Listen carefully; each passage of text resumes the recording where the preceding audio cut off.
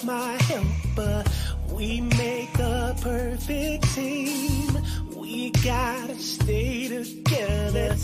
Good or bad, just like Al Green. You're my best friend. I know I can count on you. You complete me, made for me. This is how it should be. Whoa, whoa.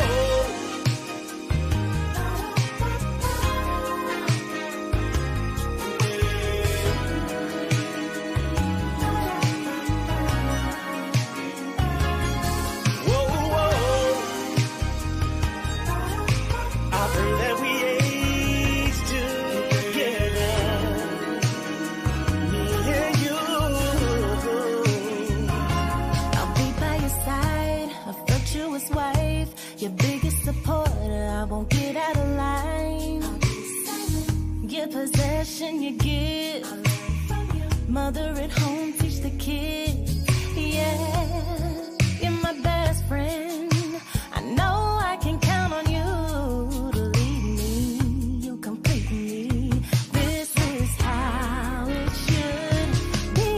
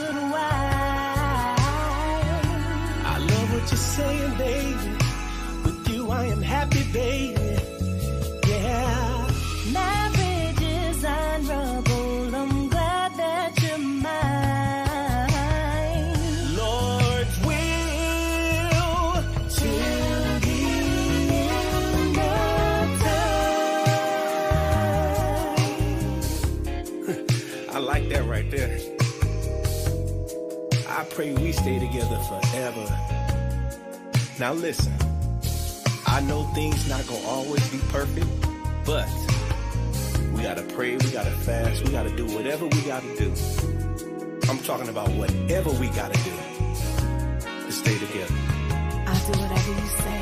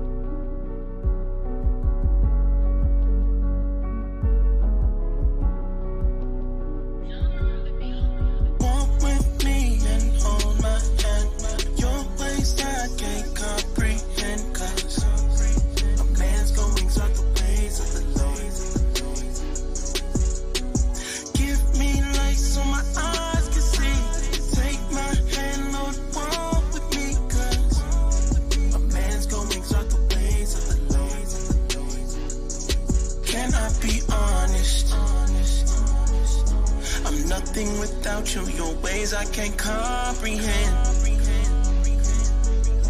When my face starts lacking, you reach down and take my hand. I keep my faith up.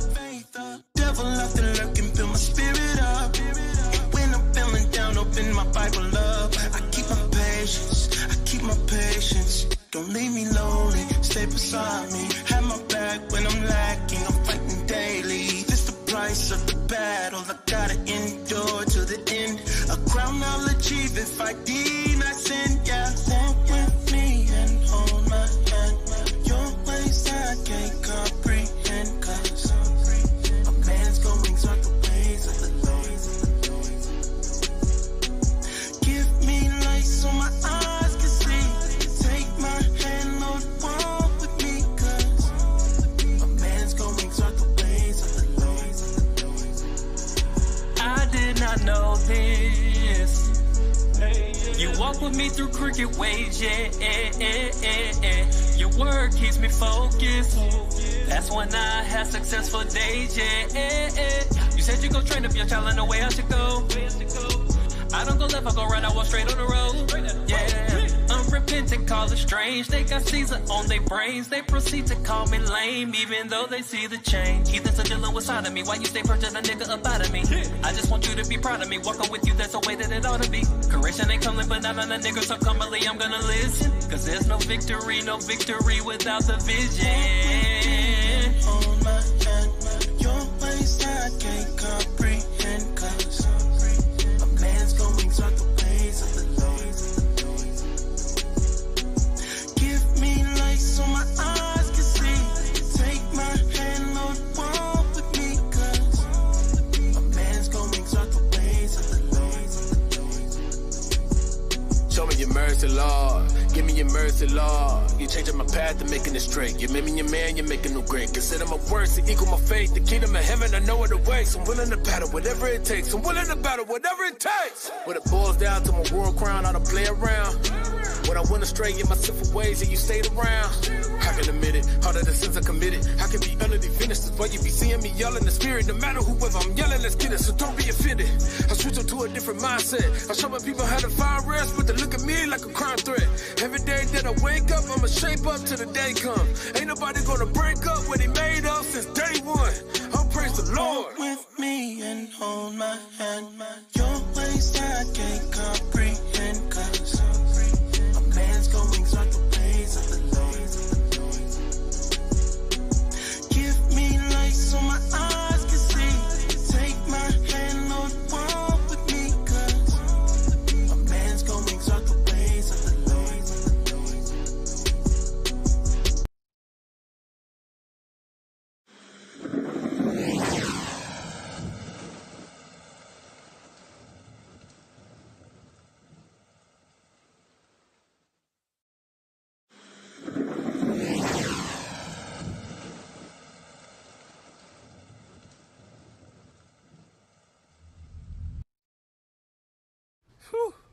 Hey, man, that thing was fire, ain't it? Bro, Man, lit. bro, That thing we was went super crazy, lit. man. Hey, but look, though, man, I got something I got to tell y'all, bro. What?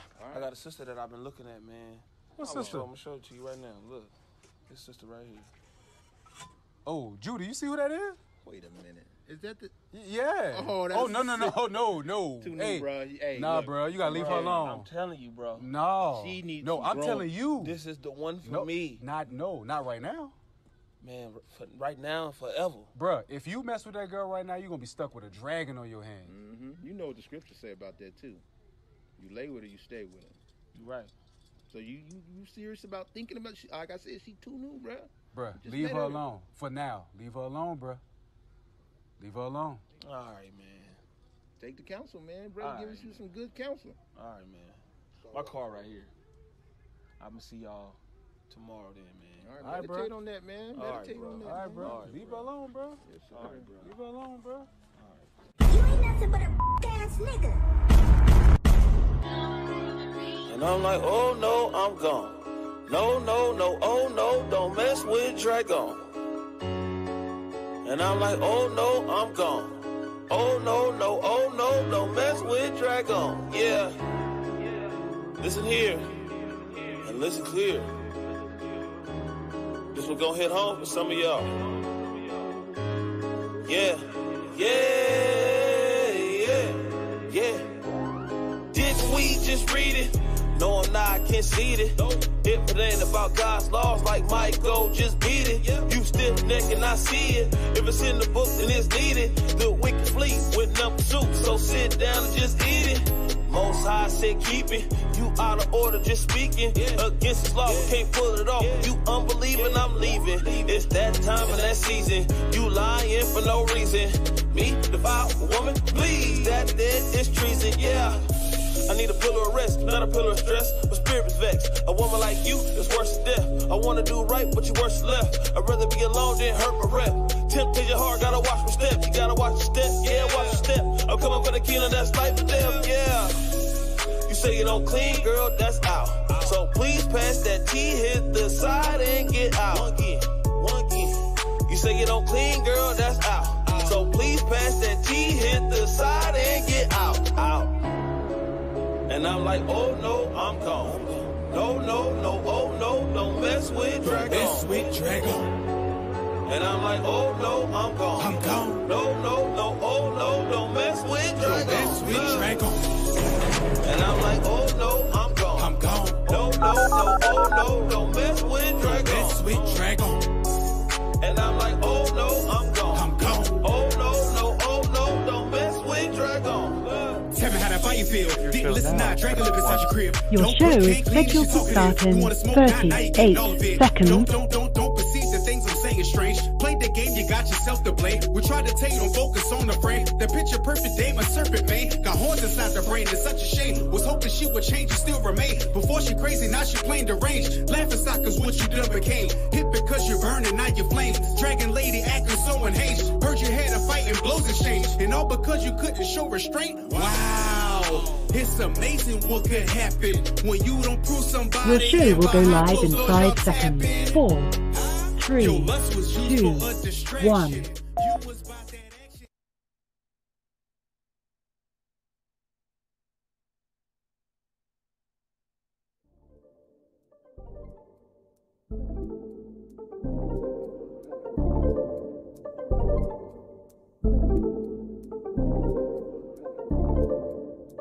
It's that time again. Yeah.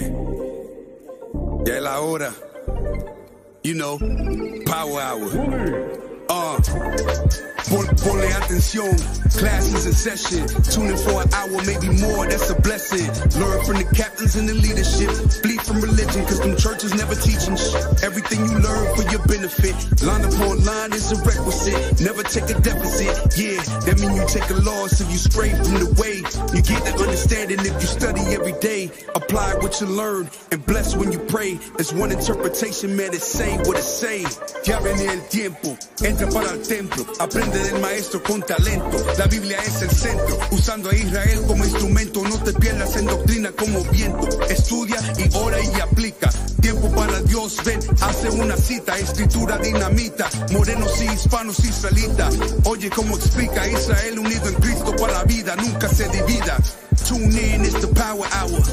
Learn your family history, don't be a coward. Yeah, tune in, it's the power hour. I said learn your family history, don't be a coward. Yeah, history to learn. It's the power hour. The 11th hour. Tune in to your history. You know it ain't no mystery.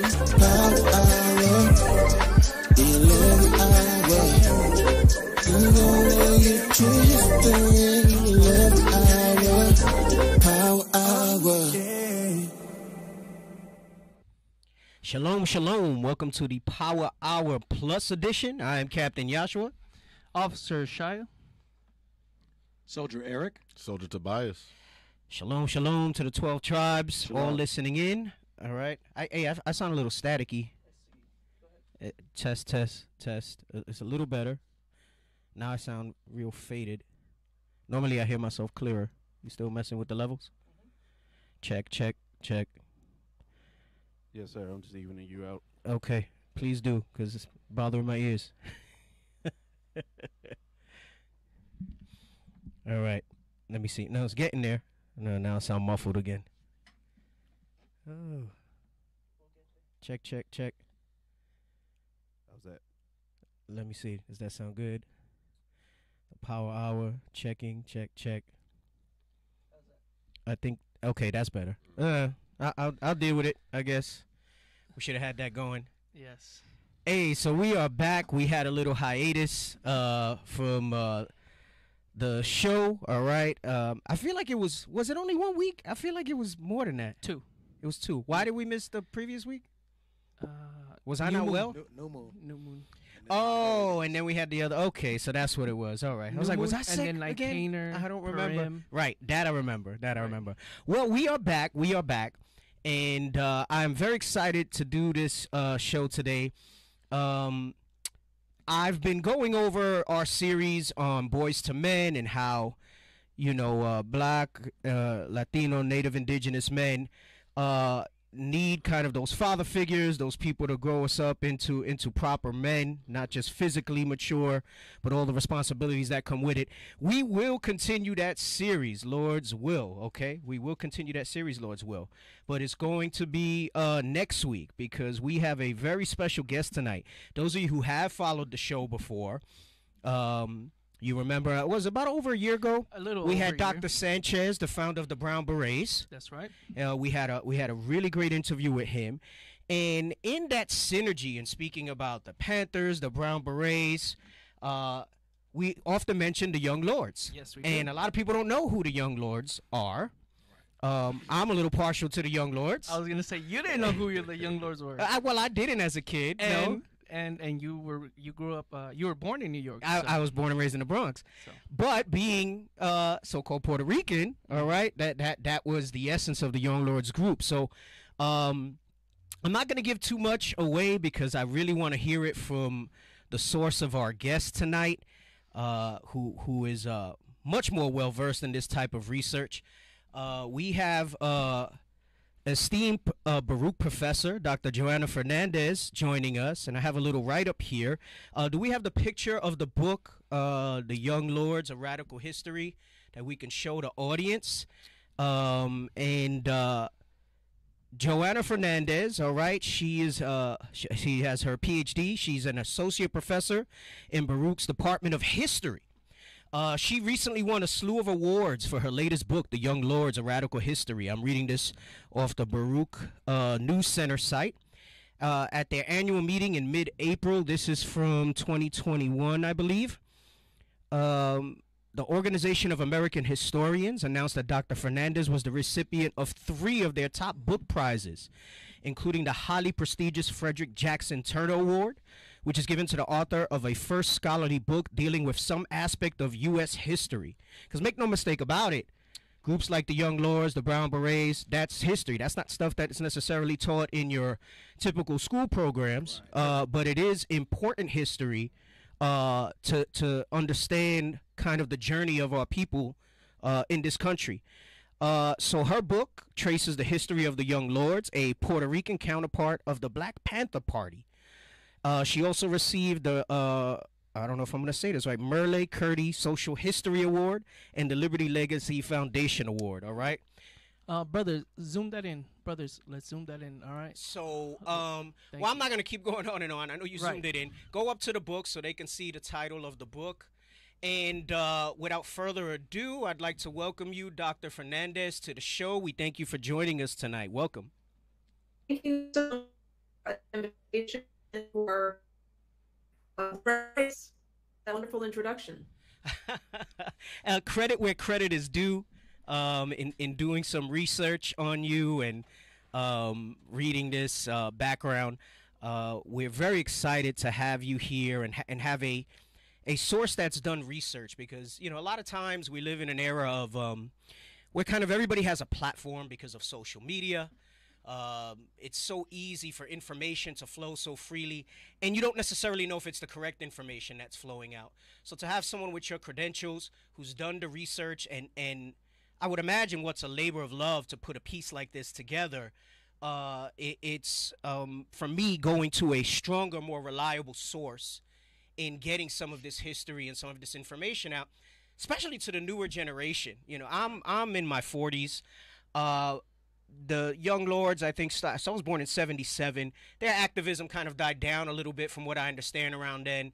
So I had a familiarity with them as I got older and started kind of looking at the various struggles and things that we deal with as Latinos, and knowing that there were groups out there that also fought during those civil rights movements. But I don't think a lot of the current generation does understand that. And, you know, as we have some of the questions and we'll see where the dialogue goes, clearly we can discuss that more. But to me, this is some important history.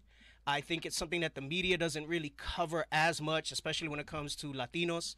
The different things and the different plights that we've dealt with, and how we were also part of the afflictions that were going on during those civil rights era, and even today in many respects. So again, thank you for being here.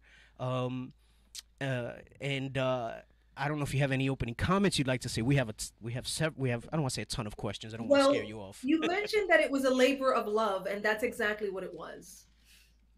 I started writing about the Young Lords in the 1990s at Columbia University. And my I'm sorry, Doctor. I don't know. Is that us? It's a little choppy, the connection, Doctor. So I don't want us to miss anything you're saying. I heard you started writing in the 19, and then it kind of trailed off a little bit. Is that our end, the connection? All right, we have the producer checking our end to make sure. I have all bars. Yeah, so maybe it's our end. He's just gonna double check. I just don't want us to miss anything that you're saying.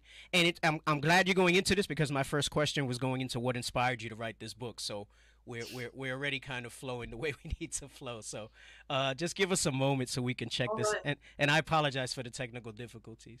No problem.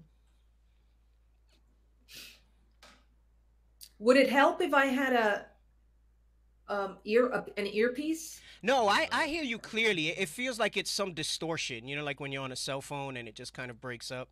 Right now you sound great, so I'm not sure. I just want to confirm with the production team that they're okay, so we don't miss anything that you're going to say. Yeah, we're good? Okay.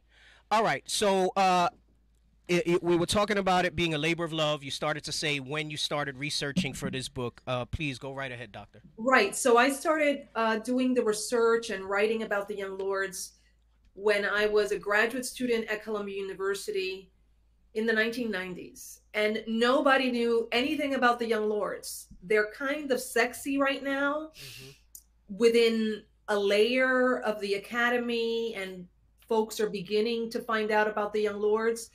But when I decided to write my doctoral dissertation on the Young Lords, my professors knew nothing about this, and they looked at me like I had three heads. The young who? So it wasn't easy. And it took decades, really, to bring together an arsenal of research to write this incredible history. And I felt that I need to bring the arsenal on, so that a book would be embraced by the history profession and by the academy. And I think I succeeded. I never in my life imagined that I would get the Frederick Jackson Turner Award. That was not part of my just thinking. And when I was told that, I remember I was in the Dominican Republic driving to the capital from the northeast of the island, and I opened an email while I was driving, and I had to stop because I was like, wait, what?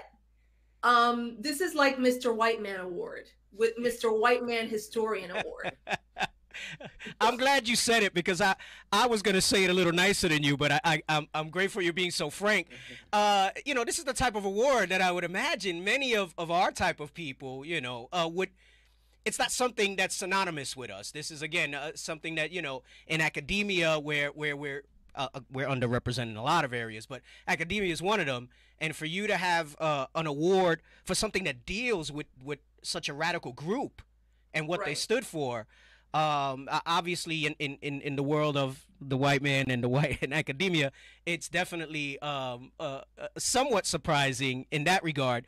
But also, like you said, I mean, you're talking about from the 90s you started doing all this research. I mean, that's incredible. It's almost 30 years in the making then.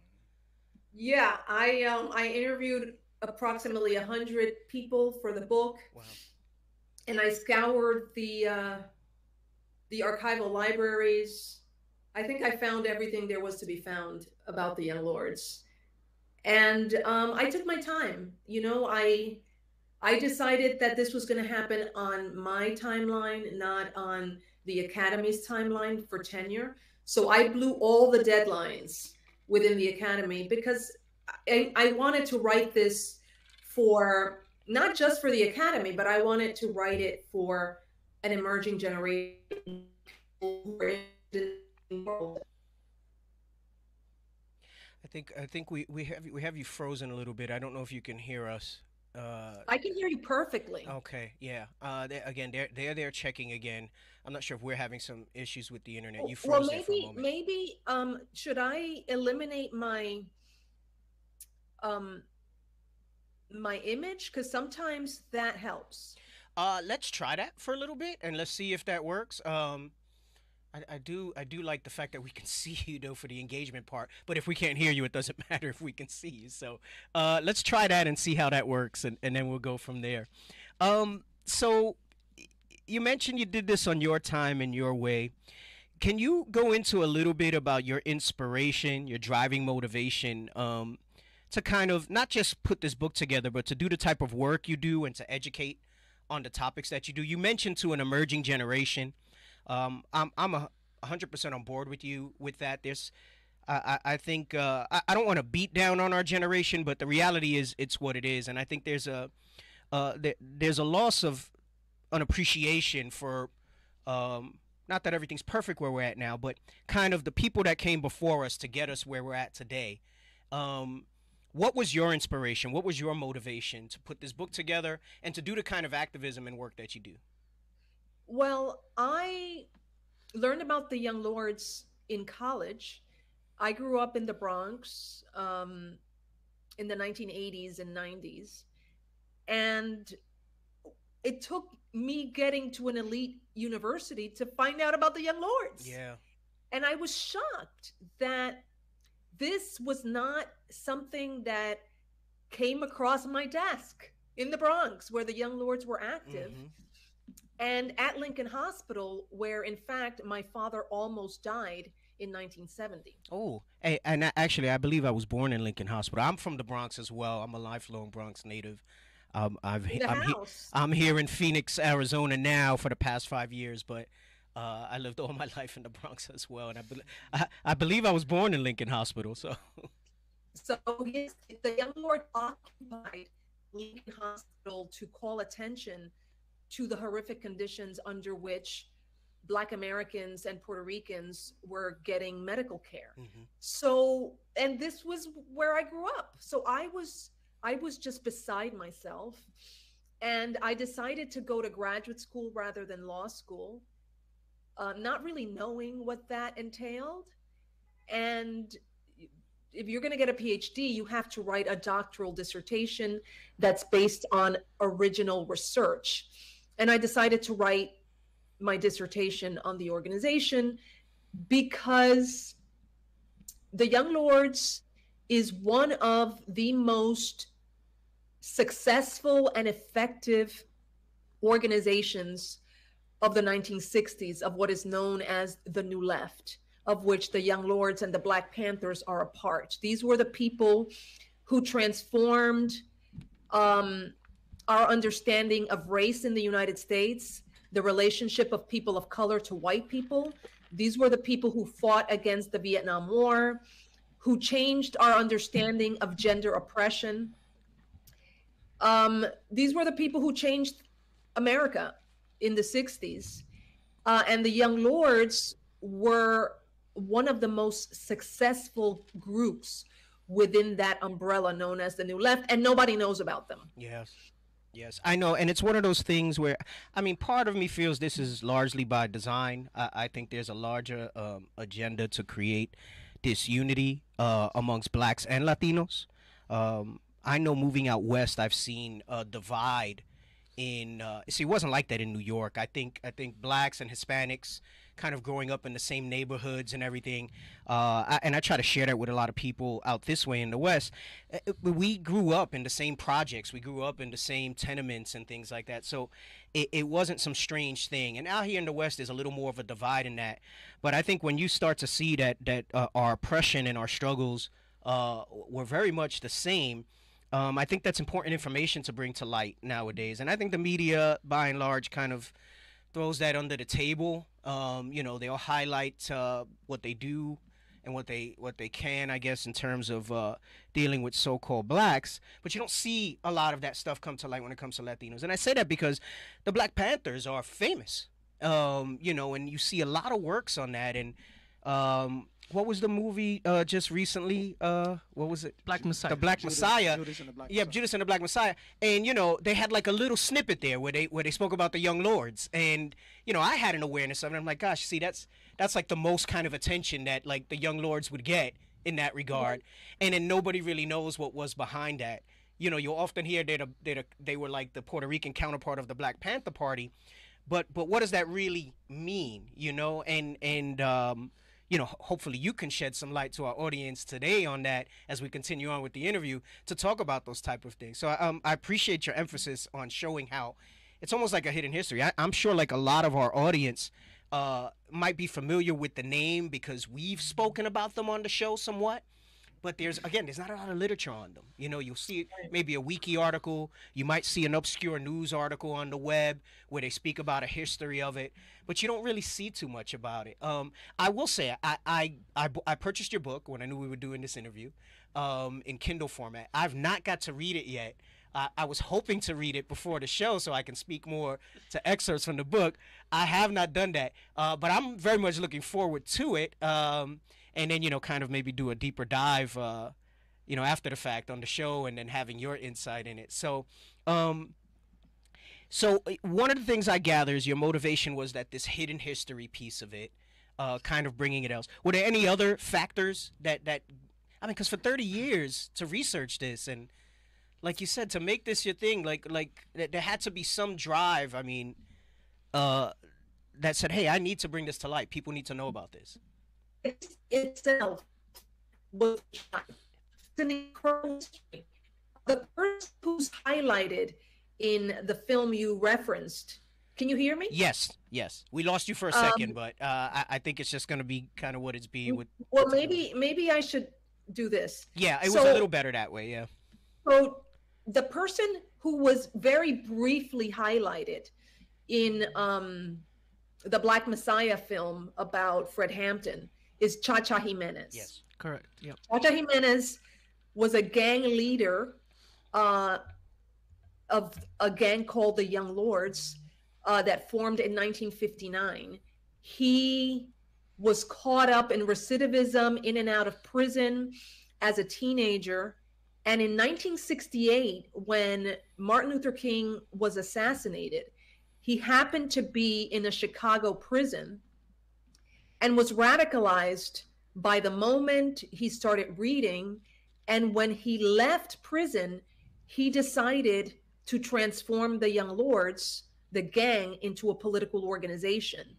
And while in prison, he would hear on the radio reports on the Black Panther Party. And since the Black Panthers fought the police, he felt that that's something that the gang would understand.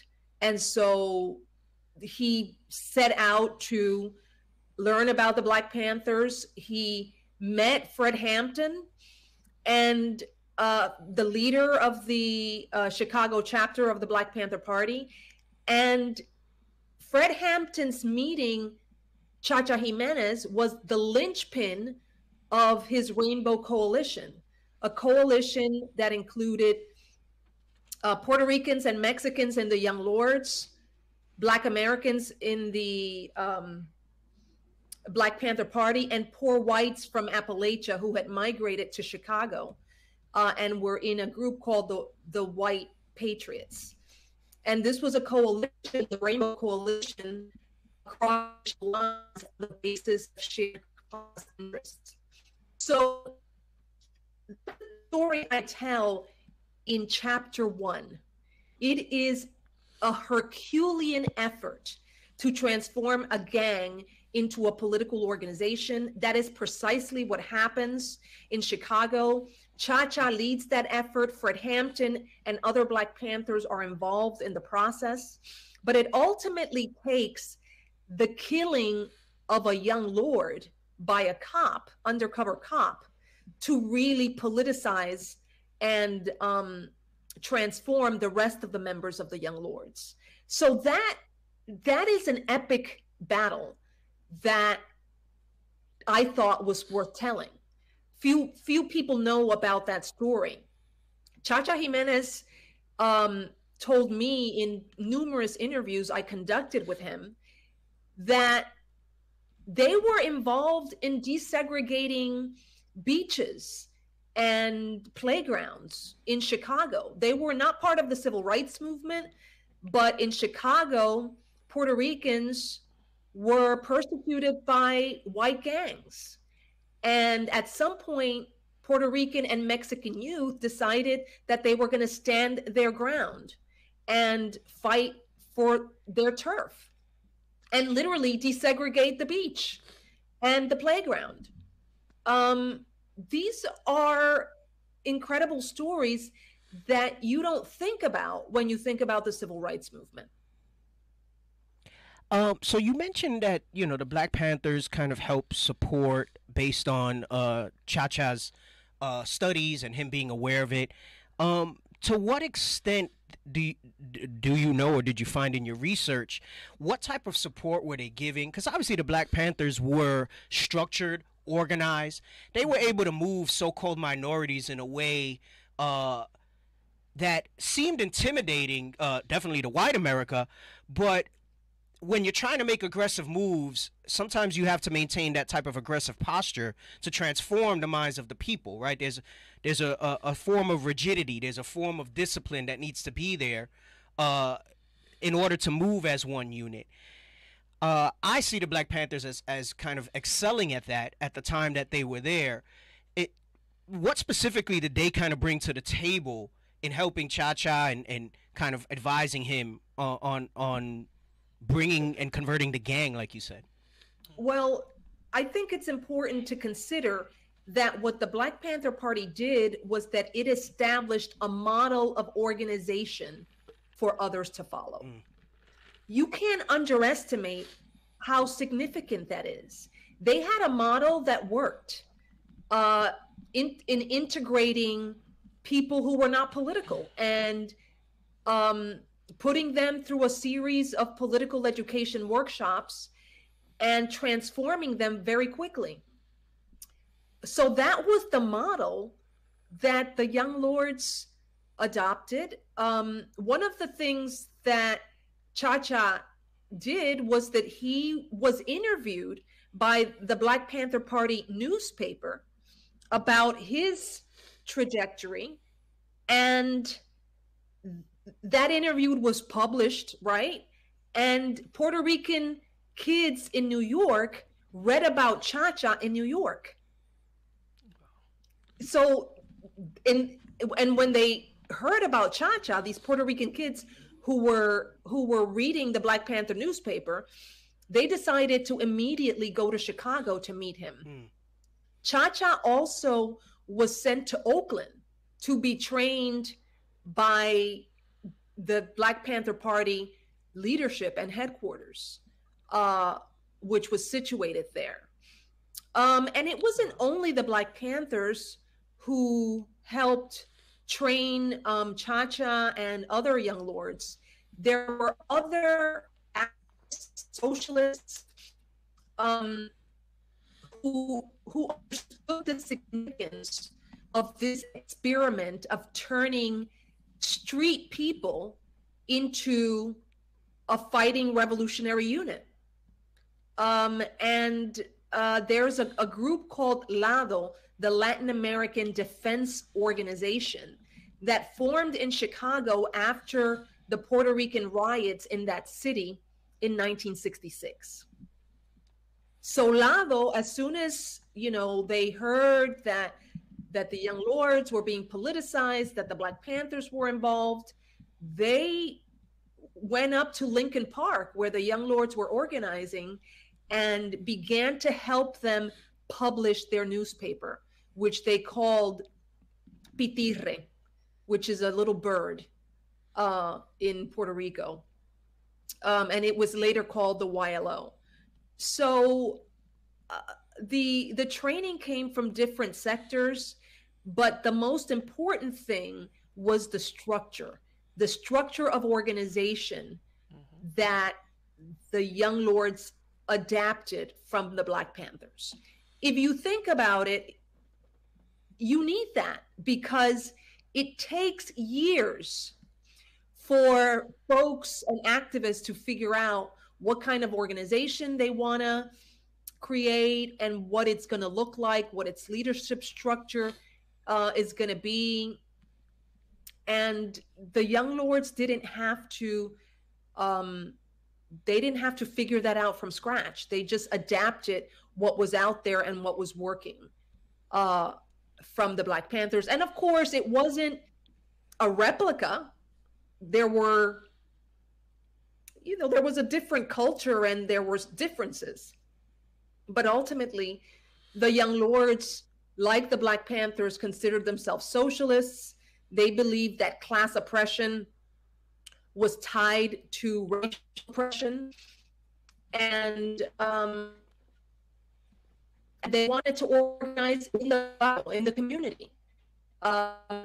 So the Young Lords in Chicago started doing breakfast programs. Like the Black Panthers, they established these health clinics, and the one in Chicago was very, very successful. And there was a willingness among other activists to join in and help the effort.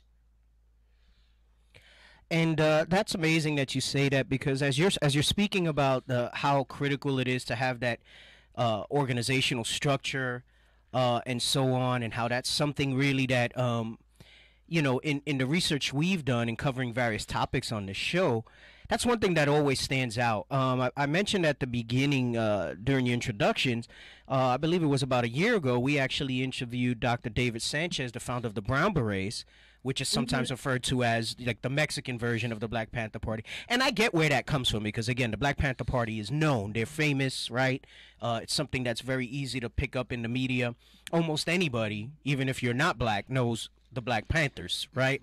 But not so much the Brown Berets, not so much the Young Lords. Sure. And he also mirrored a lot of what you're saying as this as well. And that was the big takeaway we took from him. Right. And he spoke about, he used the term exchange of talents. Yes. Is what kind of happened between the different organizations. And he said, you know, listen, they would send guys to us, we would send guys to them, and, you know, that's what kind of helped us really kind of make a mark in the communities that they were serving. Right. Dr. David Sanchez had mentioned he had the coffee shop that they opened, right, with their own money, and how he had a lot of the guests from Black Panthers come. And he had said that also a lot of brothers from the Young Lords had came and were amongst the Brown Berets, so there was a lot of intermingling, helping one another. In your research, did you see a lot of that as well, as far as the Brown Berets and their involvement, like all these groups together?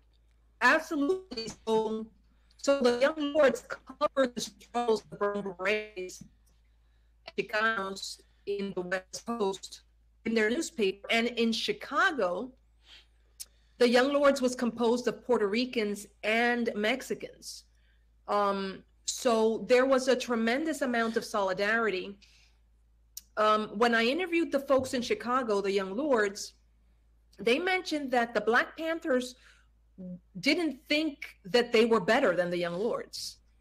They worked together toward a similar end. And there was a tremendous sense of solidarity. There was optimism about the future. People really believed that revolution was, you know, not far away, and that people of color and white Americans who were progressive needed to come together and take the reins of history in their hands. Let me ask you, being that this is something that, I guess I'm going to ask this. This is a two-part question. We know that you say, you discovered that many people did not know about them. I, like yourself, you said you didn't learn about them till, you went into college. And I didn't learn about them till I started researching, different activism and really trying to look at examples in history to kind of see our faces. Like I said, I grew up, in the South Bronx, Puerto Rican upbringing, and I didn't see a lot of that. You don't see a lot of that activism. Do you think that was by design? Do you think, like, what's your in your research or in your opinion? Why is it that it's something that's so obscure that you have to go to universities or have to stumble across it somehow?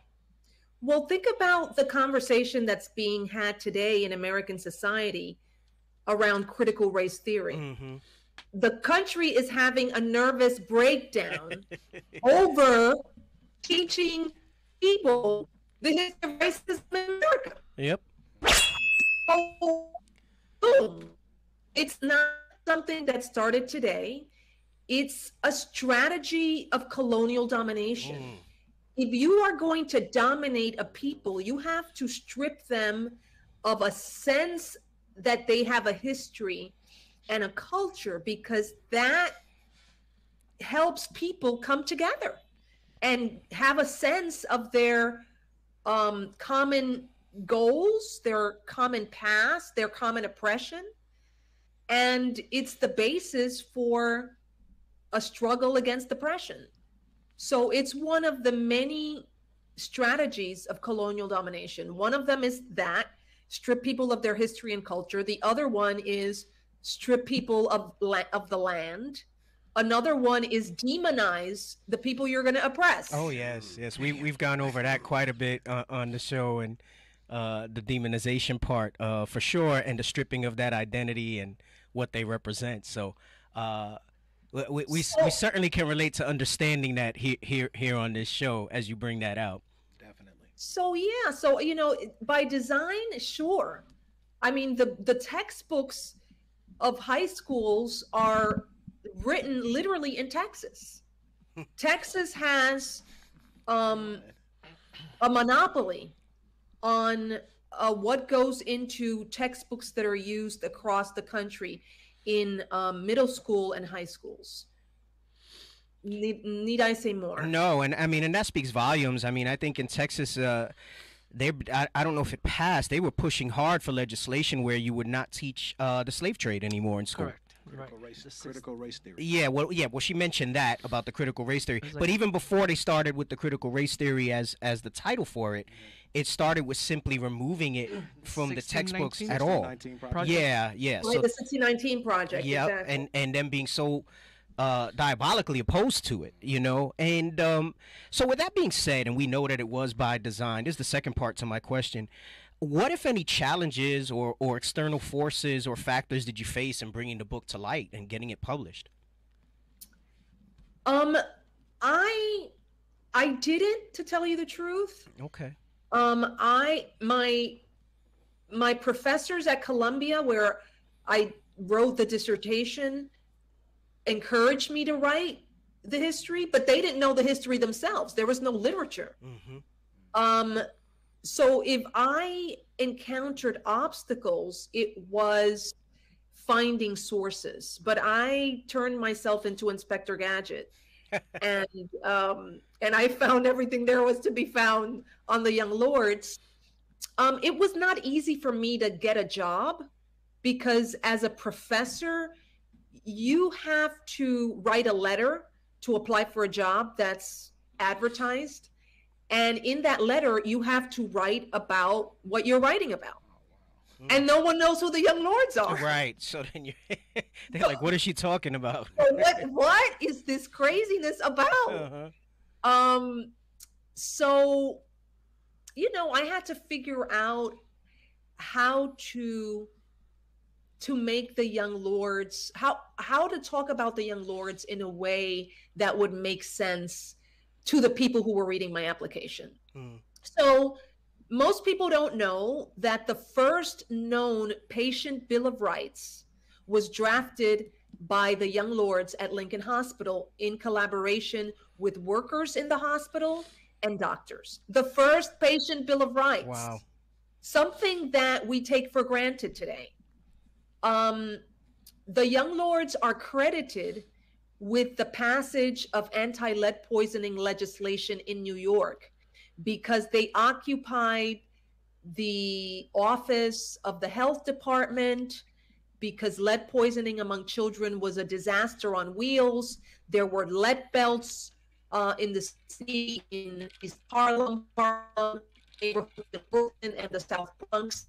That is neighborhoods where children, Black American and Puerto Rican children, were dying because they were eating chipped paint from the walls of these tenement buildings. And so the young lords, you know, went to town, they occupied, they went door to door, tested people for lead poisoning and children, and discovered that something like 30% of the children they tested were lead poisoned. And lead poisoning is a neurotoxin.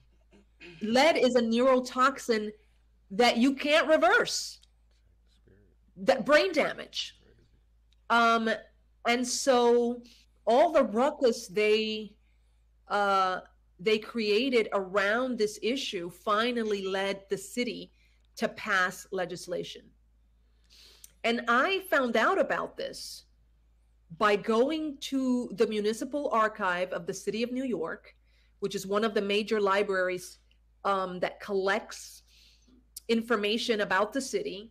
I literally just went to a folder called lead poisoning, and in that folder, I found, this is before Google, I found an article published by the Journal of Public Health in which it credits the young lords for the passage of this legislation. Wow. Wow, that's something. And you have that in the book, right? Because I may use that in a future show once I read the book. So. Right. It's in the book. It's in the book. And then I went to the papers of the mayor's office, the John Lindsay papers. And I found the young lords there because the mayor's men were meeting with the young lords to get them to get the young lords to abandon a church that they occupied and the hospital and a whole bunch of other directions they had with the young lords, including mimicking their work and trying to essentially co-opt the radicalism and activism of the young lords. So, you know, everything that you're saying as our audience listens, as we hear this, it doesn't sound like it was a bad thing, right? Radical has such a negative connotation in its definition. But when you look up the definition of it, it's really just going into advocating, obviously, quite strongly, quite passionately for complete change, right? And I guess what makes it radical is that you're trying to upset the status quo in how you do it. But you hear radical and like in the media and everything, it's part of that demonization, I think, when you say radical. Exactly. You know, some of the synonyms for radical are revolutionary, progressive, reforming, and those things are scary to the establishment because it upends what they've been trying to conceal all these years. Part of the history. So I use that word deliberately in the title of the book. The book is called The Young Lords, A Radical History. Yes. And radical essentially means grasping at the roots and root causes. People who are radical historically have wanted to identify the root causes of social problems. Those are the good guys, not the bad guys. Yeah. But it upsets the apple cart, as you said, and no system wants to be challenged. And radicals argue that if the cause is deeply rooted, you need to uproot it. Yep. You need to transform society if you are seriously committed to improving society and undoing the wrong. Absolutely. And knowing that that's the case and the negative connotation that that has, it's known that the U.S. government has throughout history taken a very aggressive approach in terms of minority groups uniting, their activism. We know that the Young Lords were targeted by the FBI's COINTELPRO program. Why do you think this is the case in general, and why specifically with the Young Lords? Because again, it doesn't sound like anything that would seem, you know, things like Patient Bill of Rights, so on and so forth. It wasn't like a group trying to necessarily, quote unquote, overthrow the government. Right, Obviously, we know how the media and the establishment will try to portray those things. In your research, did you find a lot of that? Why do you think they were specifically targeted by that COINTELPRO program?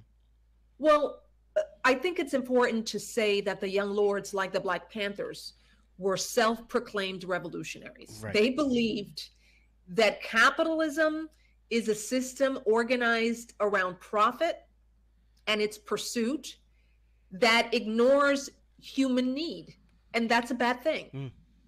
So they were socialists, self-proclaimed socialists. They believed that slavery and capitalism grew up simultaneously and produced white supremacy and the exploitation and oppression of working class people. And you were not going to end white supremacy without ending the system upon which it was built.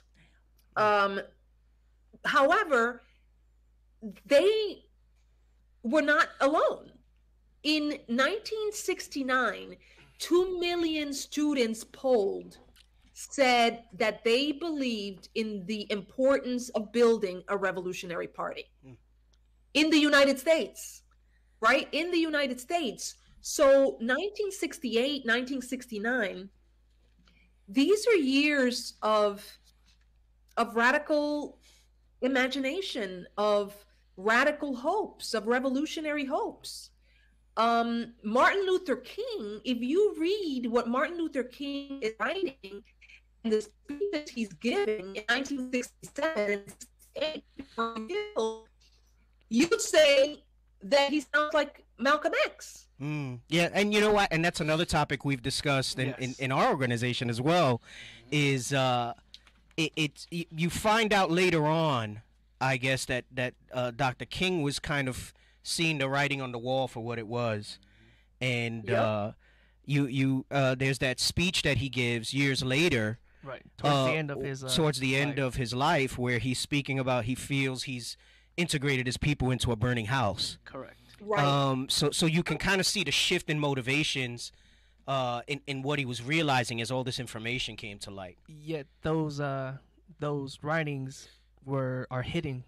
Yeah, they always speak of the I have a dream, and they'll kind of let that prosper, but they don't speak about what you're talking about, where, you know, Malcolm X was obviously extremely demonized. Correct. And though they may have had various different methods in how they went about things, it was all the same cause. Like, it's really, you know, you said something that may seem pretty obvious, but I guess in you saying it, it kind of, you know, that era of the 60s, the civil rights era, I mean, it was profound.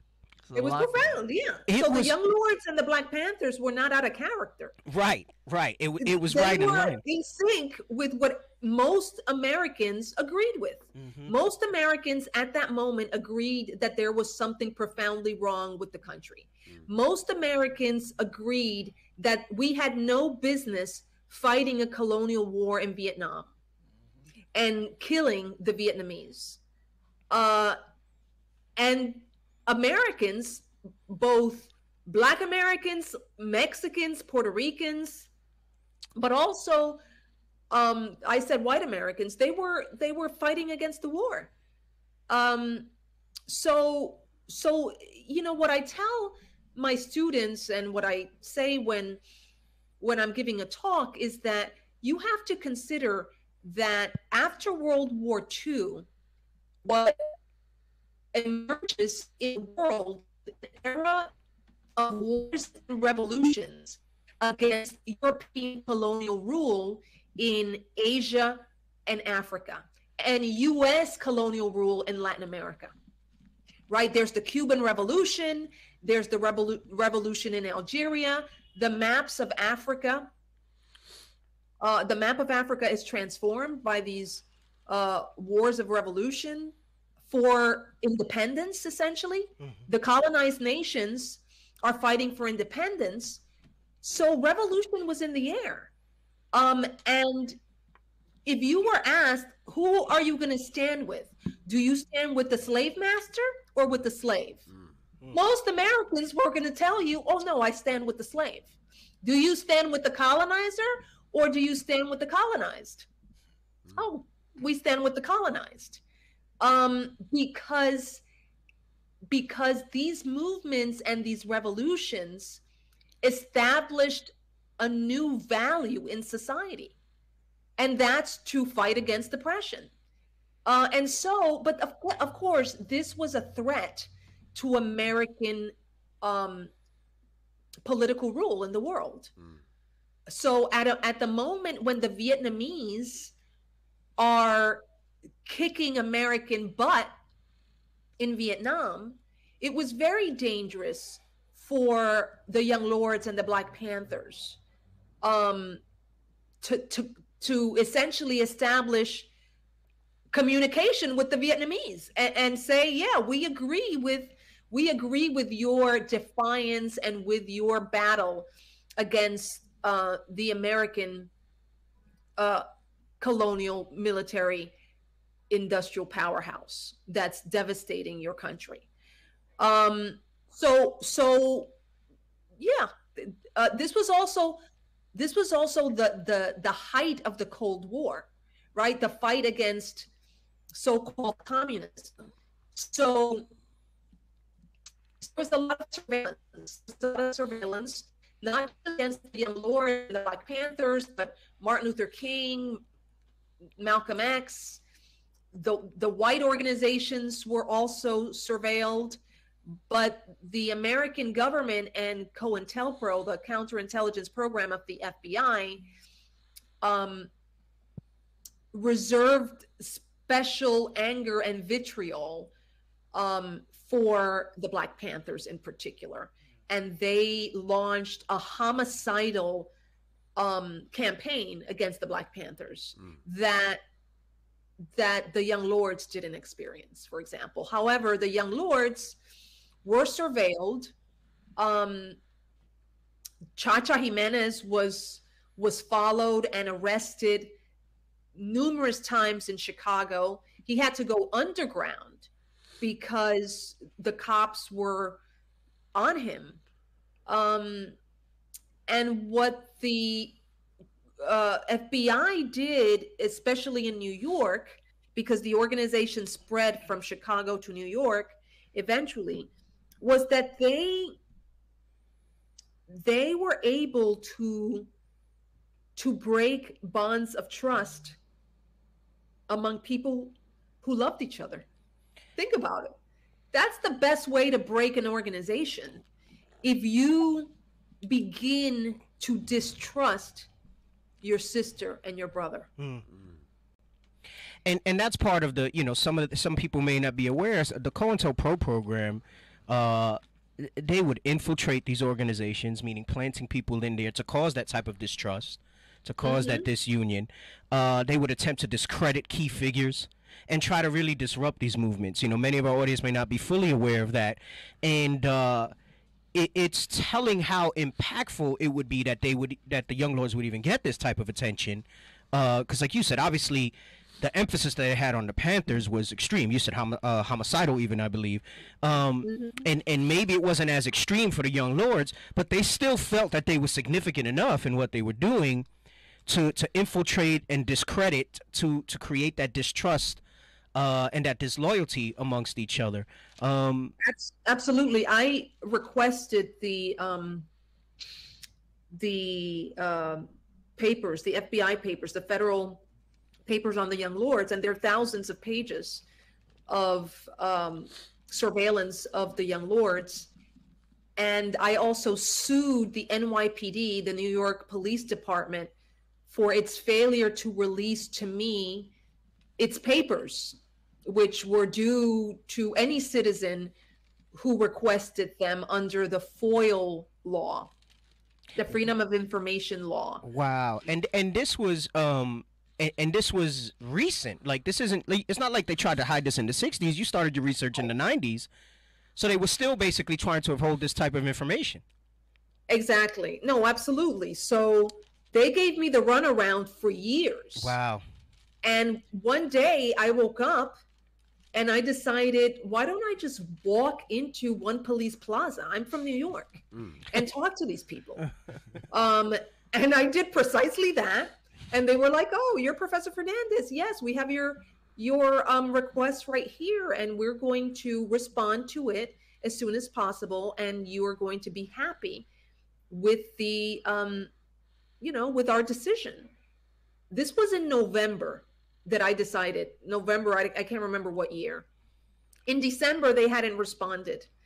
I call them and they were like, yeah, we're going to get to you. I get a letter in April that says that they're going to dismiss my request on the basis of a technicality. Oh, this is after years of back and forth letters.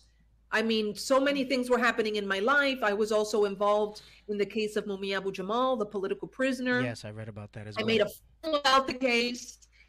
I mean, I was teaching time at Baruch.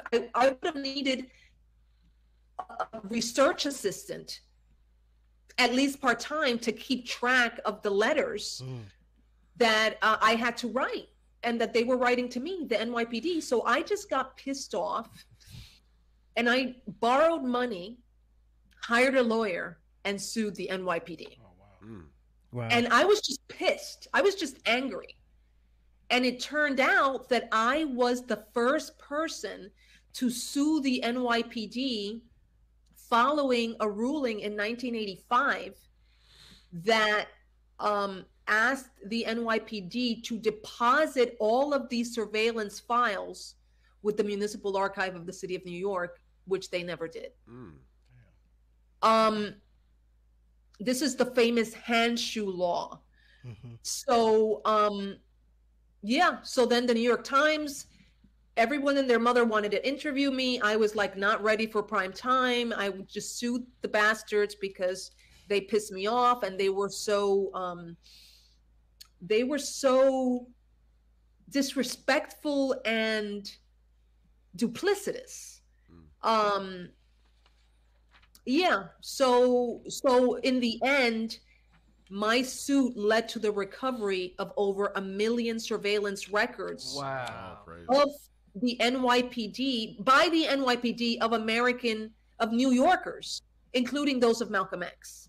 Wow. Yeah, so it wasn't only the FBI. If you think about surveillance is a local job. The FBI is a federal institution. They would have needed the support and of the NYPD as foot soldiers in the surveillance, and that's exactly what you see. And in Chicago as well, I would imagine. You were saying how they were always following Cha-Cha around.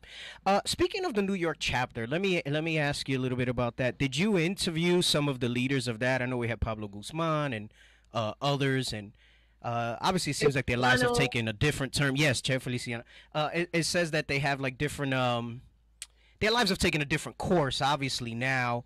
You don't really see them prominently in their activism anymore. Can you talk to me a little bit more about that and kind of how they had this rise, they had this impact, and then there was this decline? What did you find was behind that? Do you think it was effectiveness of this COINTELPRO program doing that? Was it a combination of that, and then just maybe, you know, as different generations come up, the drive isn't the same? Sometimes people are pacified by the changes that are there. You know, a gift can destroy the heart and the motivation of people. Do you have a view on that, or is anything in your research that's shown you anything on that? Absolutely. So the first chapter of the book is on Chicago, and Cha-Cha Jimenez is my favorite young lord. I say that everywhere I go.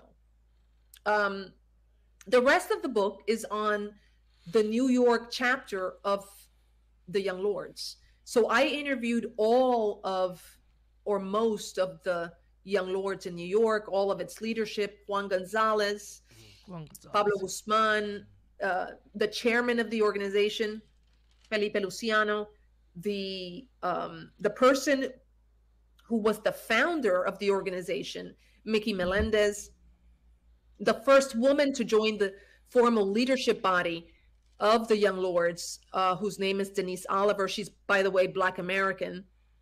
Right. I also interviewed Iris Morales. In New York, there was a rebellion on the part of the women who called out the men for not practicing what they preached revolutionarily with the women of the organization. So yes, so I interviewed many of them.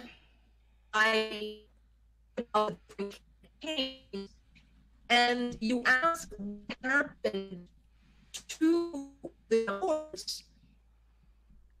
The Young Lords, like the Black Panthers, like the New Left, like so many other groups, are a product of a period.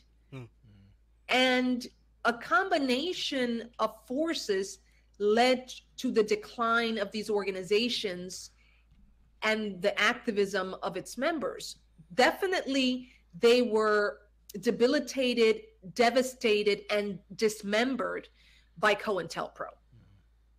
Like COINTELPRO left the Young Lords on its last hair, for example. Yeah. In 1976, COINTELPRO was all over the Young Lords. But what else is happening is that the mass character of the movements subsides. There's an ebb and flow to social movements. Yeah. They're not forever. Think about Black Lives Matter.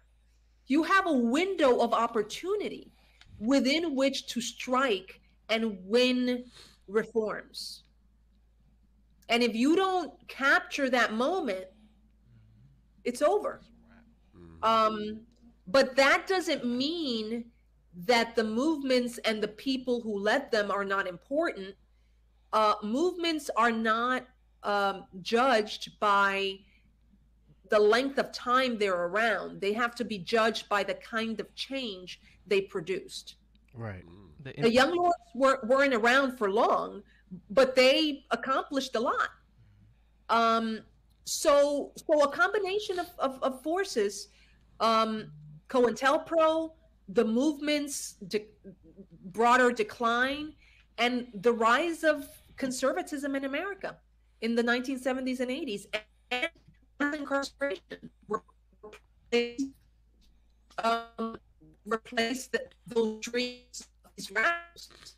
There was a concerted effort on the part of the American government to redirect American society and assert its power.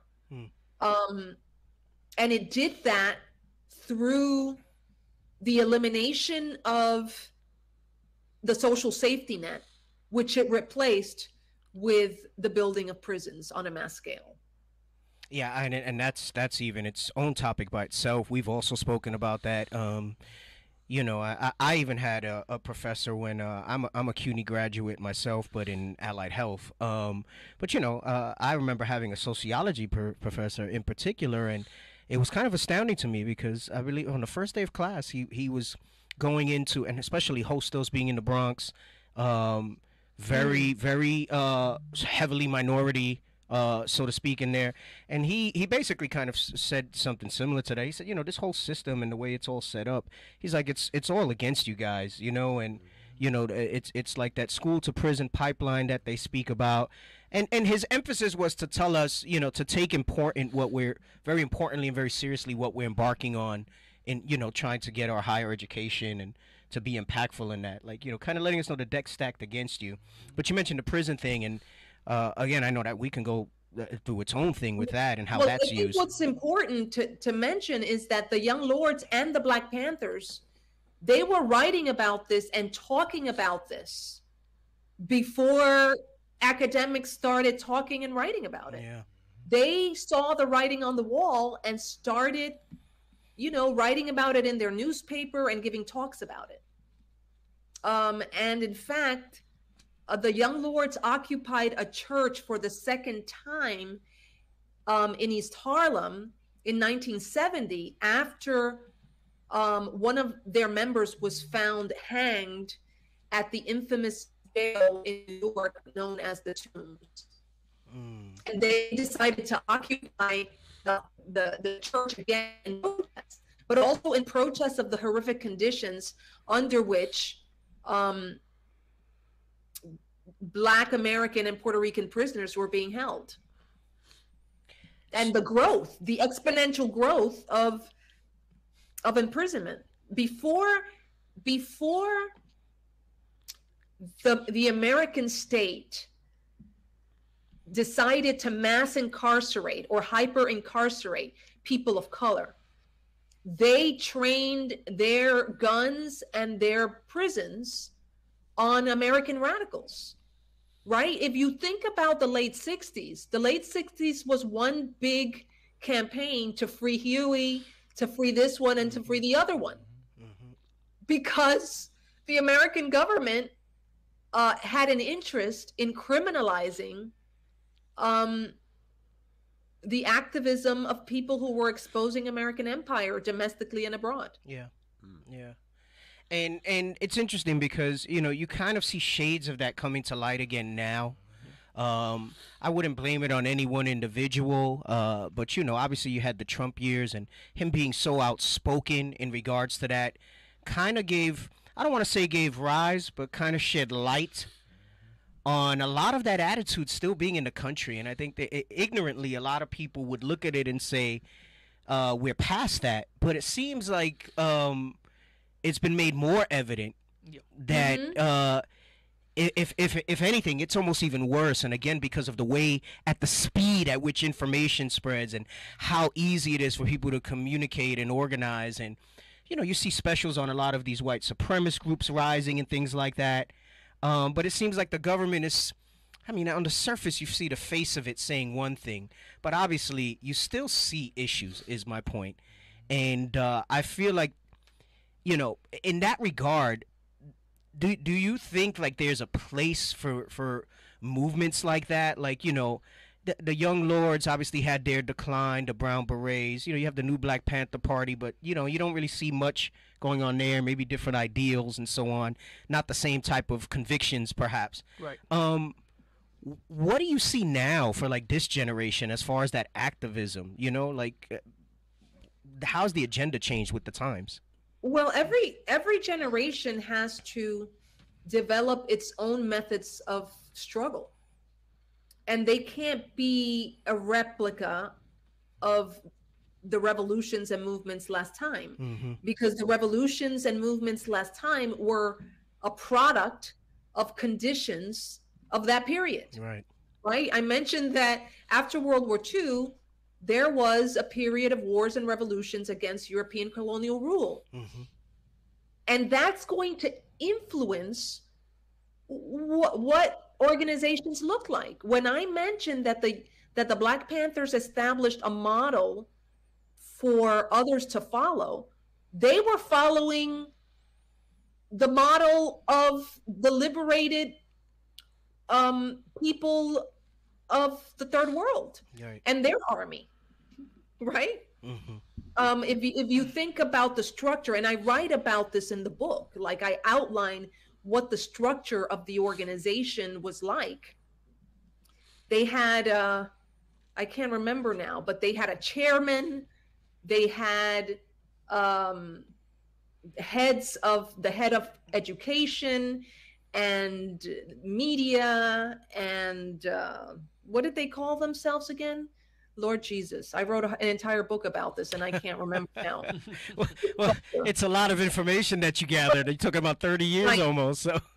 So essentially, they had a central committee. Yeah. A central committee. That's something they grabbed from Cuba. Like the Panthers wore a beret. Correct. The black beret, they were the Cuban barbudos, right? Fidel Castro and Che Guevara wore black berets. Yeah, that's and right. the Black Panthers adapted that in solidarity with the Cuban Revolution.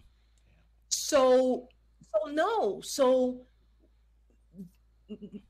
organizations have to emerge today out of the conditions of this moment, and also consider that the Black Panthers and the Young Lords emerged after more than 15 years of struggle. It emerged in the mid-60s. In 1966, the Black Panthers, and the Young Lords in 1968 and 69, at the height of radicalization in the country and the world. So these were not organizations that were, around in the 1950s, like the civil rights organizations that Martin Luther King helped build, or the young people of the South built the Student Nonviolent Coordinating Committee in 1960. This is an organization that emerges in the North, and it understands that in the North, racism is much more structural, and it's tied to economic oppression. And that in order to change the condition of people of color in the North, there would have to emerge serious radical reforms, if not revolution. So, but that's a conclusion you draw after more than a decade of fighting for the same thing and getting nowhere. Yeah. Correct. Yeah, absolutely. And obviously, I think my big takeaway in researching these groups, as we've done in different topics on the show, in speaking with you, there's definitely a template that can be followed. And there's some commonalities that showed the foundation of what brings success to these organizations, and obviously, like you said, you got to find kind of your adjustment for the era, right? And obviously it was a different era back then. But these things like the structure, the organization, the different programs that they had in place. The commitment, it can be a part-time thing. Yeah, and it's funny that you say that with the commitment. It makes me think of Dr. Sanchez from the Brown Berets. He said they used to call them committed butts, people who were like really about it. He said, really, but you got to be about it 25 hours a day. Yeah, that's what they say. Yeah, and that's powerful. I'm glad that you said that. It's not a part-time thing. Like you have to live and breathe it. And I think that's one of the things that impresses me so much about those that came before us. And like you said, though there were different things that led to their decline, I don't think it could ever be taken for granted. Right. Because, they say hindsight's 20/20, so it's easy to pick apart things after the fact. Right, exactly. But you can't take for granted what they accomplished, how they did it, and I think that's another critical one. I love when I find those common threads in these interviews that we've done and in these shows that we brought out, and that commitment level. So you said you got to be about it 24/7. That means no. Even when you're sleeping, you're on it. You're Absolutely. on it, and you're doing that out. Let me ask you this. What are some things you think our people can do in these times to engage more with their communities and bring more light to the issues our people still deal with in these times? I think the most important thing is to not stand as an individual. You got to join an organization and you have to build something. You can't go against the system solo. And it's not about you. It's about collective action toward the transformation of society. And it's about developing a strategy, right? That's what these organizations were about. They had a strategy. They had a theory of revolution. Yeah. They read and debated. So I think the most important thing is to find out who you want to hang with, who thinks the way you do, and build with those people. The system is designed to make us cynical and to encourage us to give up. We're more likely to give up if we take, you know, this on individually as an ego thing. Right. No, this is a long-term struggle, and we want to pass the baton on to a different generation, and we might not see drastic change in our lifetime, but wherever there is inequality, eventually there is uprising. That's right. That's right. It's almost as a necessary. It's a necessary thing, like that opposition rises against it. So yeah. You have something you wanted to say, Ishaiah? You have something on your face. I know you had some questions. I did have. I'm here talking and asking all the questions. You had some questions for the doctor. And let me just take a moment to cue this up in case people do want to call in. The call-in number is 516-531-9797. 516-531-9797. If you have questions for us or for Dr. Fernandez, by all means, you can call in, ask your questions, and, you know, let's take advantage of this opportunity that we have to gather this type of information. Yes. What do you have, Ishaiah? I am so mind blown right now. This is great. This is awesome. This is exactly what we do on this radio show. We interview people who about this, right? So you said that you Chacha Jimenez is your favorite young lord. Was there anything anything that stood out that he said that you every day that you think of that is just something that significant? Significant. Thank you. For so many things, so many things. I remember the story he told me about integrating the beach with his guys while they were in the gang. Their parents were new migrants to Chicago, both Mexican and Puerto Rican, and they were mild-mannered and, you know, put their heads down and worked and were exploited. But this new generation of young people, of which Chacha was a part, they were not going to bow down to the white supremacy of white workers in Chicago. And there was a new confidence that they deployed. And one day, Chacha tells me, and this is in the book, Chacha says to me, so, you know, we want to go to the beach, but the beach is segregated in Chicago. And for us to go to the beach, we have to go to Carajo Land to go to the beach. But we don't want to go to Carajo Land. We want to go right here, right at the corner. So we decide we're going to go to the beach right now.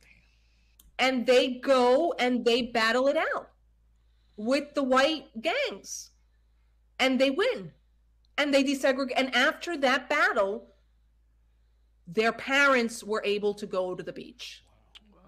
The things we take for granted. Yeah, so you would look at that as, you know, some people might look at it and say, oh, so what's the big deal? They took over beach. But I think just the effort and the result after the fact, I mean, all those little things.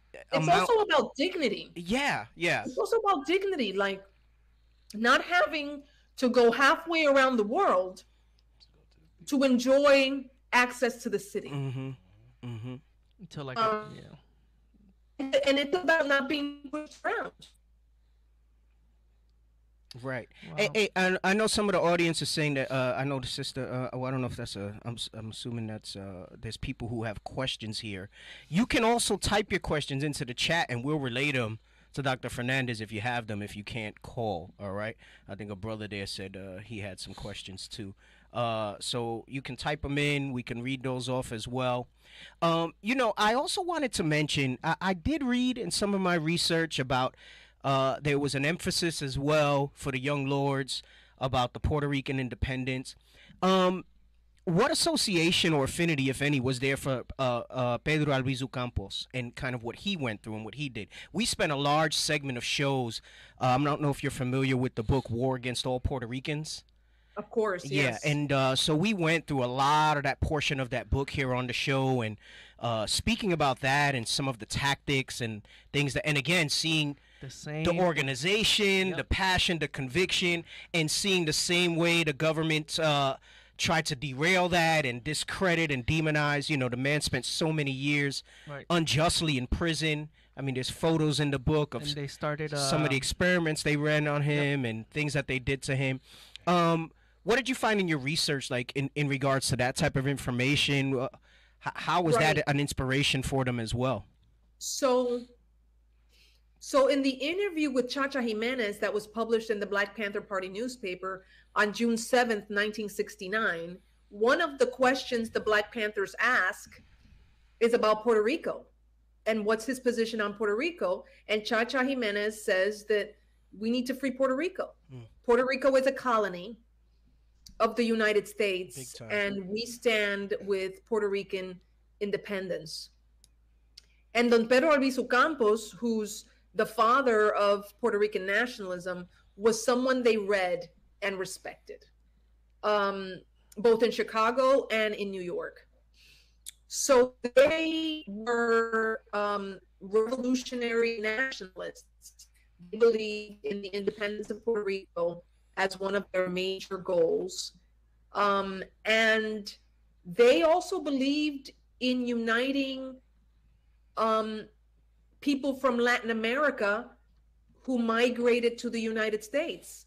And they were the first group to use the term Latin or Latino to refer to people who land in the United States on the after the United States has either invaded a country in Latin America or helped displace farmers through U.S. economic policy in the region. We went through a lot of that as well with the Monroe Doctrine and, you know, the Banana Wars and the School of the Americas and all the influence that was done in all those regions.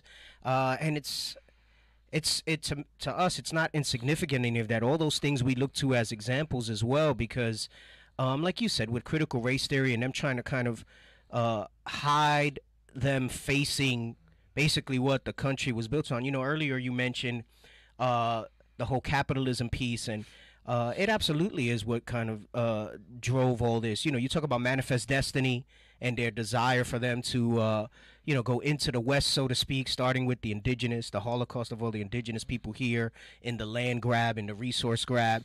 And then when, you know, they came to colonize from Europe and, you know, the free slave labor that allowed them to build this country. And I mean, it's just such a vicious cycle of this that, my point being, Latin America today still suffers from many of, I mean, look at Cuba to this day with the blockade. Right. I mean, we did a whole segment on that. We had the blessing of being able to go to Cuba and, you know, kind of reach out to the people there and, you know, kind of do some ministry there and whatnot. And we saw firsthand kind of how it is there and what's going on. And I mean, I'm talking about maybe, what was that, like 4 years ago we went? 2018. Yeah, and it was really profound for many of us to see that. But it's like these issues are still there, and the impact of them are still there today. So, you know, starting with that Monroe Doctrine of America being the police of this hemisphere and, you know, just kind of poking their nose and deposing people and proxy wars and all these other things. I mean, there's just so much interconnectivity.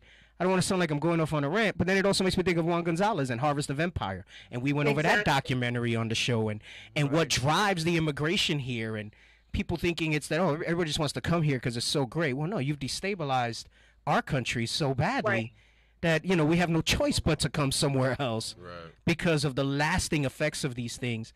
And so that's really important, because there's a lot of debate about you know, what is it that defines Latinos? And part of what the Young Lords argued is that what unites Latinos is U.S. foreign policy and economic policy in Latin America, which displaces people who are forced to migrate to the United States. That's right. Those migrants are Latinos. That's right. That's right. And then there's that demonization, right, where they're criminals, they're rapists coming here, and so on, that they'll say. And well, when Trump said, why can't we get people from good countries and not, part of my language, not shithole countries, right? So, you know, it's like it's alive and well today. Do you have any more questions for the doctor? Yes, I had one, and it was going towards Puerto Rico. What is your input on Puerto Rico today? And it's a lot of cheap real, well, I don't know if it still is, but it was a lot of cheap real estate and a lot of tax breaks. A lot of Americans going out there, moving to Puerto Rico, and pretty much again taking the land from the people. Right, and that's an extension of the colonial project that the United States launched in Puerto Rico in 1898. That's right. You know, that wasn't a cakewalk. That came with mass land displacement and mass tax breaks to American businesses to set up shop on that island, which became the pharmaceutical capital of the world. In the second half of in the first half of the 20th century, where the pill, the birth control pill, was tested on Puerto Rican women, and a third of the women of the island were sterilized as a result of these experiments. So yeah, Puerto Rico is one of the new frontiers of capitalism and capitalist investment since Hurricane Katrina. Not Hurricane Katrina, Hurricane Maria, excuse me. That's right, yeah. And yeah, Americans are moving over there and buying property. And Puerto Rican youth are leaving Puerto Rico because it's hard to survive there. So I think there are 6 million Puerto Ricans in the diaspora now here who live here in the United States. And that number jumped exponentially after Hurricane Maria. So Puerto Ricans are being driven out by Promesa.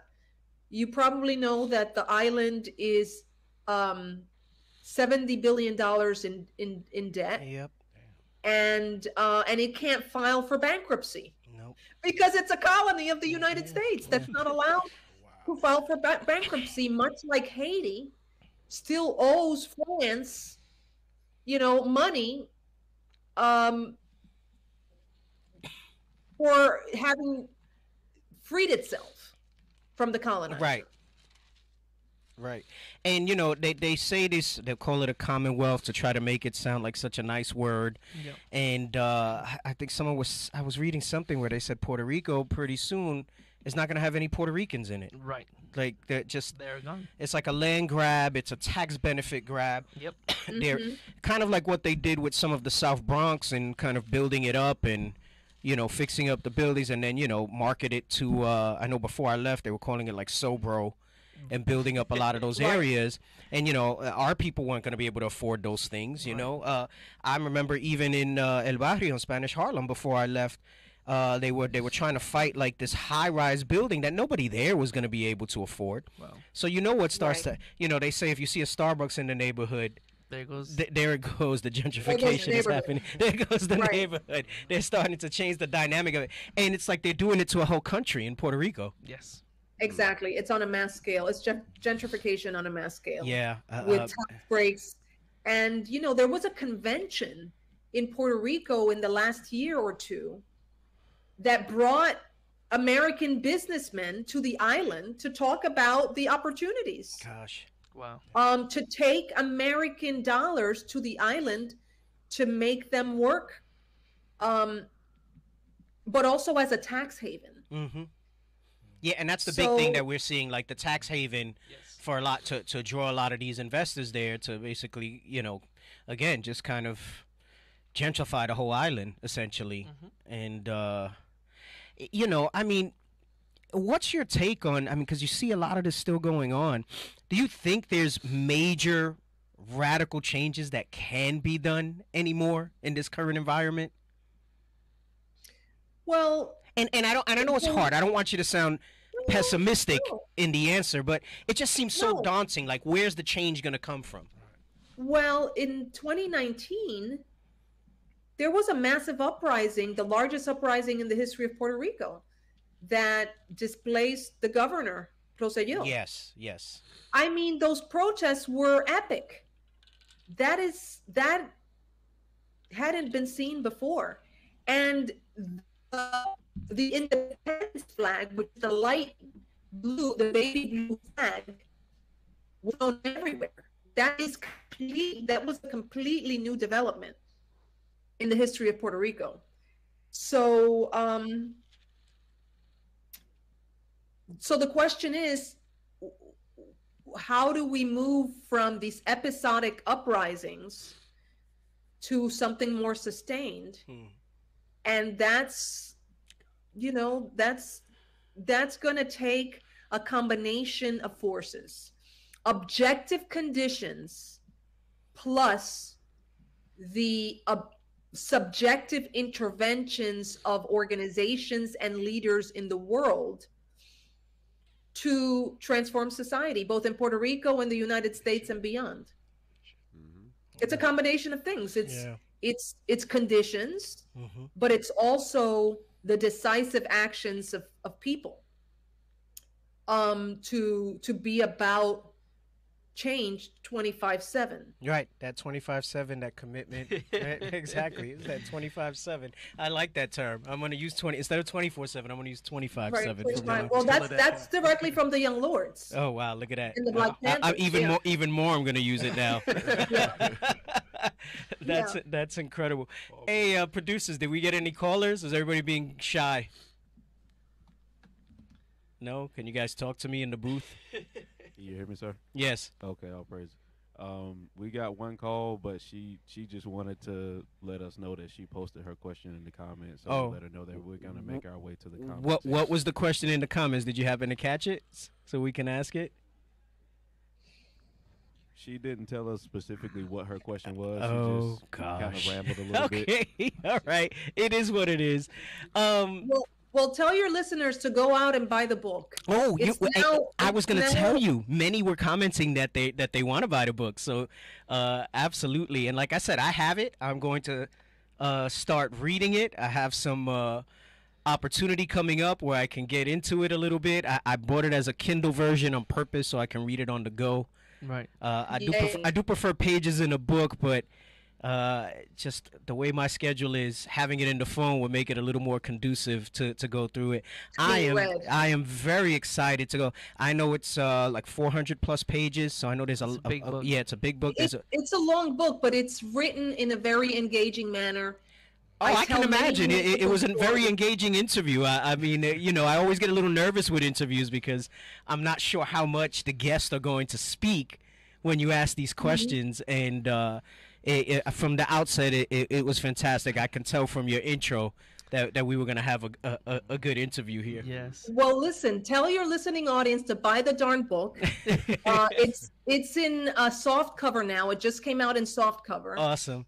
But mostly, I want you to get the book so that you can read it. Yeah. Because I am the human being I am today because I wrote this history and I learned about it. Yeah. It will change your life. The reason why I've been able to spend so many years thinking and writing and researching the Young Lords is because the history is incredible. Yes, it's not believable. Wow. If I hadn't actually found the documents to prove what the Young Lords were telling me in their interviews. So, for example, the Young Lords went to a military site here in New Jersey. They went to Fort Dix because a soldier wrote to them and asked the young lords to be present at his court-martial. Oh, wow. Wow. And at the court-martial, the young lords fought the military police. And I was like, so Richie Perez, a young lord who's deceased now, told me the story. He's the only one who told me the story. I asked the other young lords, they were like, oh, yeah, that happened. But as a historian, you can't take Richie Perez's, story at face value. So I had to find evidence of that, and I found it. At the Tamiment Library at NYU, which is the labor library, they had all of the newspapers that were published by soldiers who were engaged in rebellion during the Vietnam War. And sure enough, the story was there. Amazing stories like those abound in the book. It's a history of courage and defiance and great dreams for a different world. And it's a way to see ourselves in the history of this country. Another thing that's important is that this was not a history of white Latinos. This was a history of Black Latinos and Latinos of color becoming leaders in their communities. Right. It was the first time that this happened. And of course, it happened in part because Puerto Ricans migrated into the civil rights movement. Right. They migrated into the civil rights and Black Power movement, and a section of the Puerto Rican community was influenced by the politics of Black Power. And they also lived together in these neighborhoods with Black Americans. Right.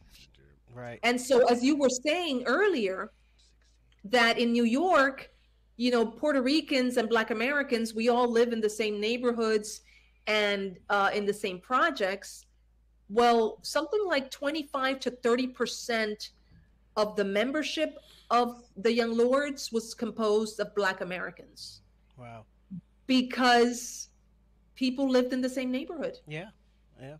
I tell people out here all the time, I was like, it's different because, you have that Black Mexican divide on the West Coast, and there's obviously some animosity there. And I say, yeah, I don't know what that is because it wasn't like that for me growing up in the Bronx. Like, But you know what? There's a similar story with the Black Panthers. There were a lot of Latinos in the Black Panther Party, but that history hasn't been told. No. And I firmly believe that's by design because there's that whole, it's one thing to have all Black America unite, but now you're taking, the so-called Latino and even the indigenous, you had the AIM movement as well, which we didn't get too much into as well.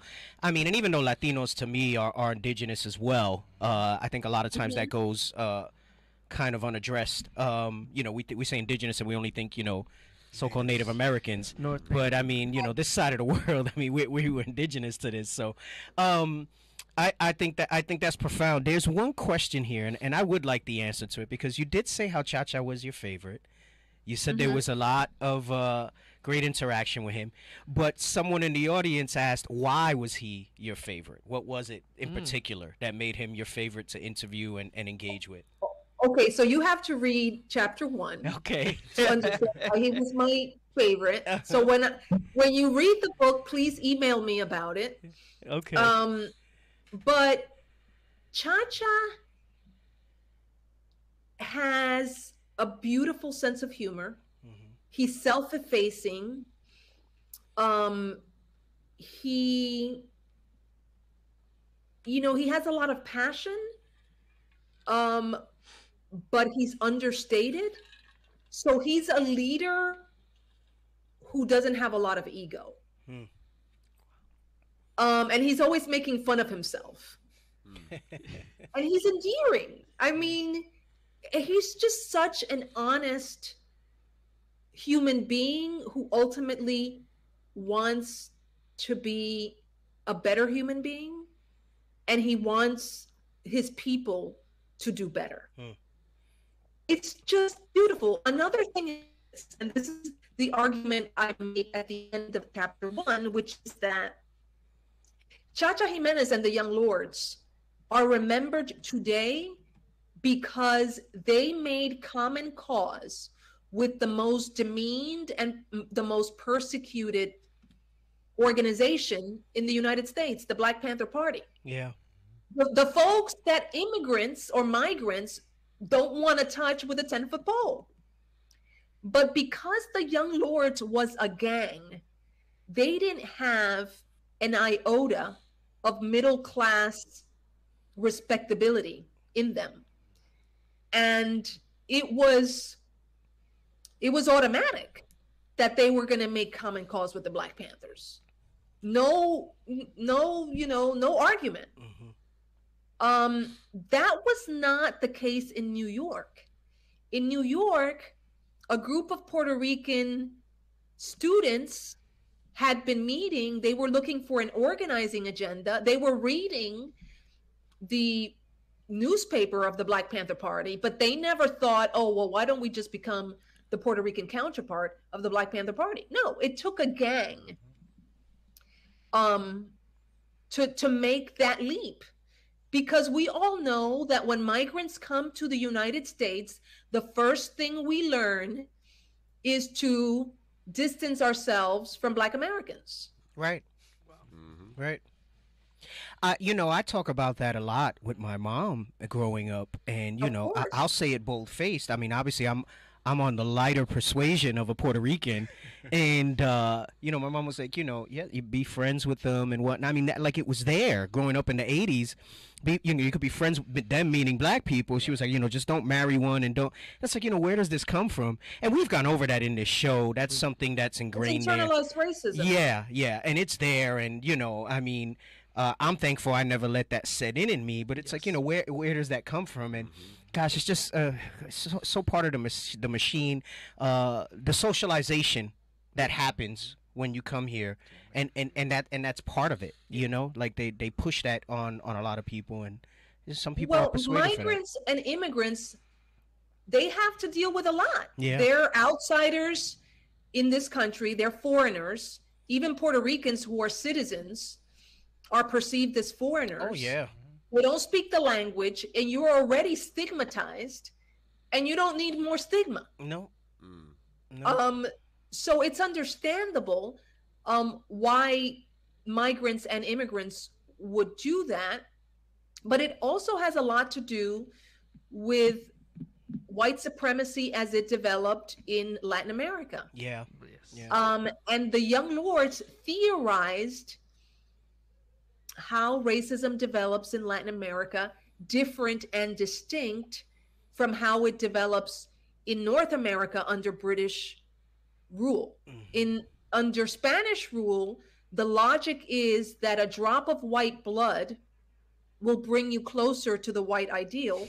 In the United States, a drop of Black blood makes you Black. Yeah. So two completely different ways of being racist.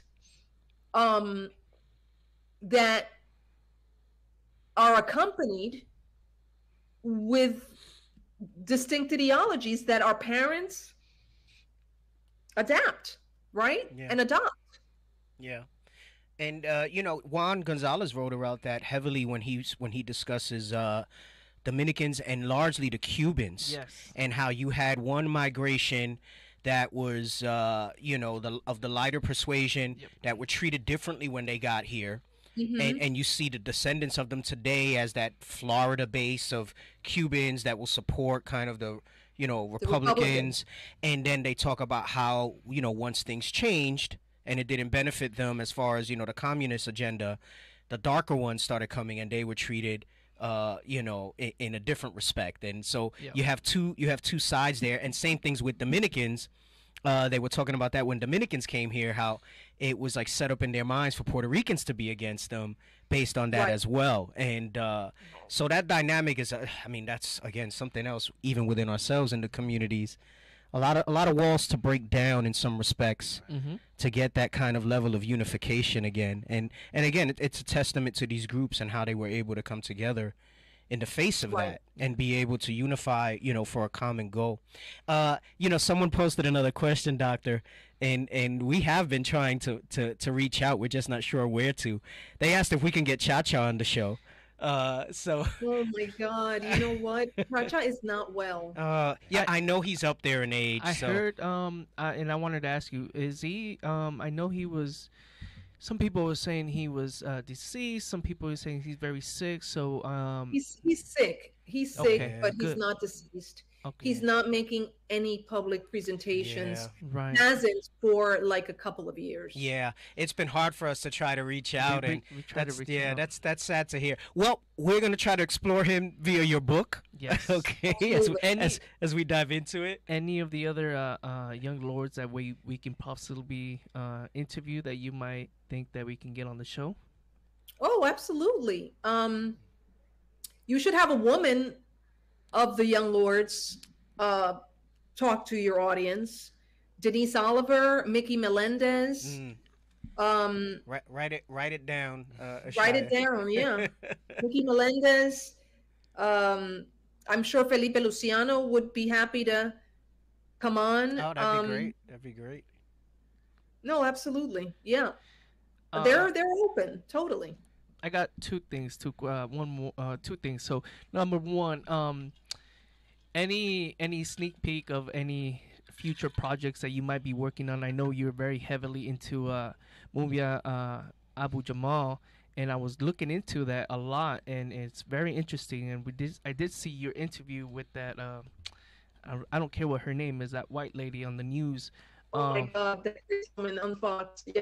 Yes. But any other projects that you are working on? Any future big projects like this one you had? Well, I'm in the process of identifying my new project, but I think I'm going to try to make heads or tails of those handshoe files, the 1 million surveillance records of New Yorkers compiled by the NYPD between 1954 and 1971 or 72. So that's my new project. Figuring out the relationship between that and American democracy. This is mass surveillance, like mass surveillance that depends on citizens to surveil on each other. Like in many ways, I just wrote an article titled The Historical Roots of American Fascism. And one of the tenets of fascism is that you have to recruit the population to go after the known enemy. If you don't have that, you don't have fascism. Wow. And the United States has pretty much perfected that. Getting Americans to surveil and go after other Americans. So yeah, I think I want to explore like the meaning of that for the rise of fascism in the form of Trump, right? Yeah. I think that in many ways, Trump's rise to power was a consolidation of the counter-revolution against the 60s. Like that's how that gets consolidated.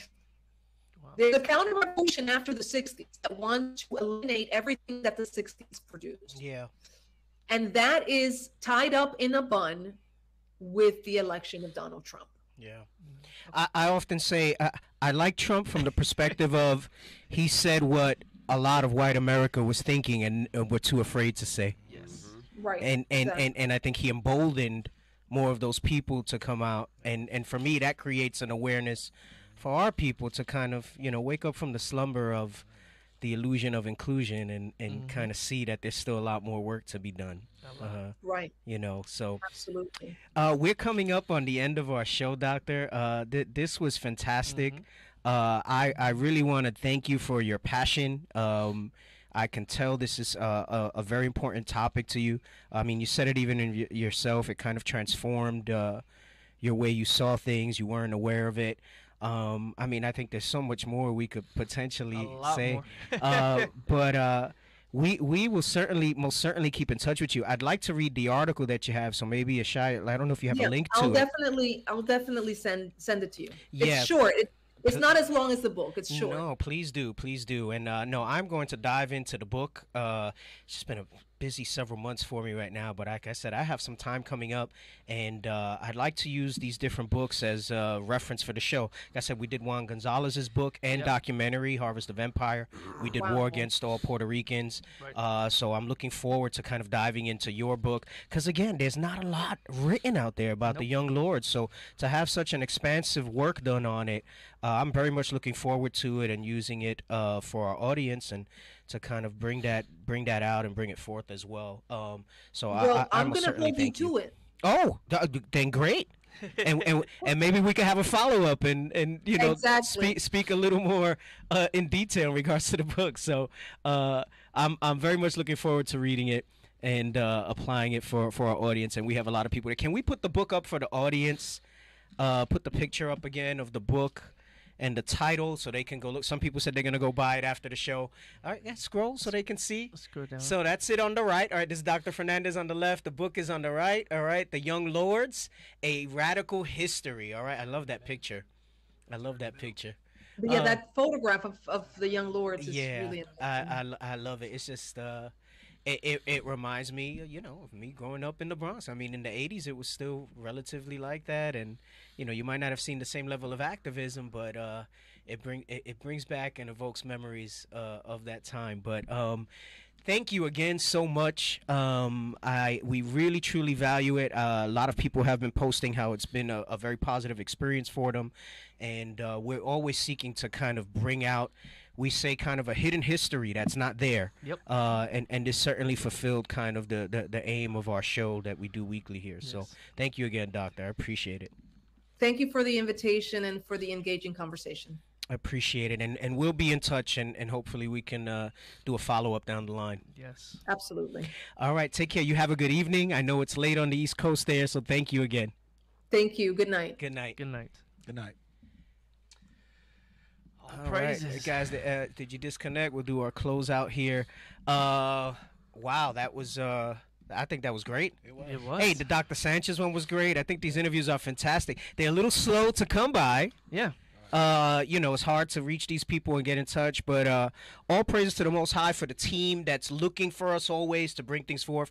We've been wanting to get somebody that can speak intelligently to the young lords for a long time.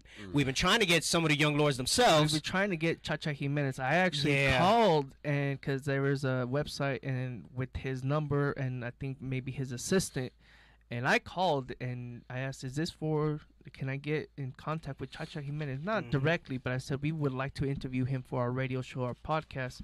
This was maybe 10 months ago. Yeah, this is a while. Well, now we know why. She said for the past couple years he hasn't really been making appearances and whatnot. So, but hey, maybe we have some connections now to get some of these other young lords, the New York-based ones, to maybe get on the show. I think that would also be edifying to speak with some people who are kind of boots on the ground and dealing with that. So 25/7. And I believe Denise Oliver was the sister that she said was Judah. Basically. She's there right there on that picture. Yeah, she's that one right there on holding the radio. That's Denise Oliver. Yeah. So and then that's Gonzalez. What's the name? On the left hand side with the Juan Gonzalez. Yep. On the left hand side. Yeah. That's Juan Gonzalez. That's Juan Gonzalez right there. Yep. Yeah. He looks the same. Yeah. He haven't really aged much. Looks the same. No. Above the one with right the there with beret. The beret. Yep. On the left hand he's side. On that. He's on that news show that a lot. That Democracy Now. Yeah. He features a lot on that show with the Edomite woman. And he features a lot talking about. We've used segments from that on the show to discuss certain things. So, hey, we pray that the show was edifying. We'll probably have some follow-up commentary as a recap when we do our next show next week, Lord's will. So we might spend a little portion just kind of going in. There was a lot of opportunity for biblical references, but I didn't want to interrupt her flow in what we were bringing out. I took some notes. I know all of you had some thoughts. Keep those, and we could spend some time next week. See, I'm going to say we're going to do 2 topics, but we're not. Watch us just talk about this the whole next show. We have to. We have to, Kev. I don't know. Like, look, I'm like so overwhelmed with like the history because it's crazy, bro. Like, imagine them wanting to go to what she was talking about the beach. I don't know, Kevin. Yeah. I'm just no, and listen. everything. I think maybe to some of those that are newer in this walk will see something like that and say, "Well, that's insignificant. So what? They got to get on the beach." Right. You have to understand the motivation, the desire that drives that type of behavior. You know what stood out to me when she says these guys went and showed up to this guy's court martial, this brother's court martial, and fought the misery. Because you got a lot of brothers and sisters that are afraid to go to certain areas to preach, that are afraid to go and kind of bring this information out to people in certain areas. And I've said this before. We always say what really was lacking in the decline of a lot of these groups is that they didn't have the Bible as their foundation. Exactly. One thing we didn't speak about, and we'll talk about next week, Lord's will, when we do our commentary for the show, there has to be a behavior change and a sustained one. And that's where the Bible and the law, statutes, and commandments come into play for our people. Because in order to facilitate a world without end, like the Bible speaks about in relation to the Israelites, which are the blacks, Hispanics, Native Americans. That's right. There has to be a sustained change. I was thinking of the Willie Lynch, where it said unless there's a phenomenon that occurs that prevents that thing, that white supremacy from spinning on its axis, and it's all these revolutionaries, and these and in the case of Dr. Fernandez, as a historian, to bring this stuff to light, they all say the same thing, and yet you got brothers and sisters in here that they don't realize that you're actually puppets for the so-called white man. I was getting cut in what you regurgitate and in what you say.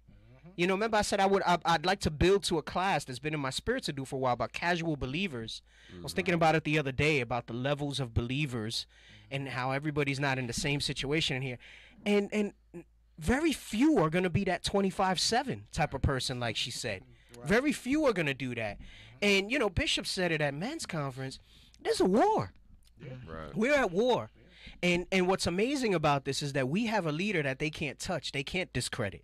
And that's Christ. That's right. And that example. So this is where there's staying power in this. But it's not to say there's not something to take from the template of what these groups did, which we see that in IUIC and we see that in the Bible and what we're bringing forth. So again, a lot I think for us to kind of dialogue about next week. We're going to have both of them on again? Yeah. We should have both of them because they were here. All right. I know you guys are supposed to alternate, but we'll have both of you on so that we can go through it and speak your thoughts. So write your notes, speak your thoughts.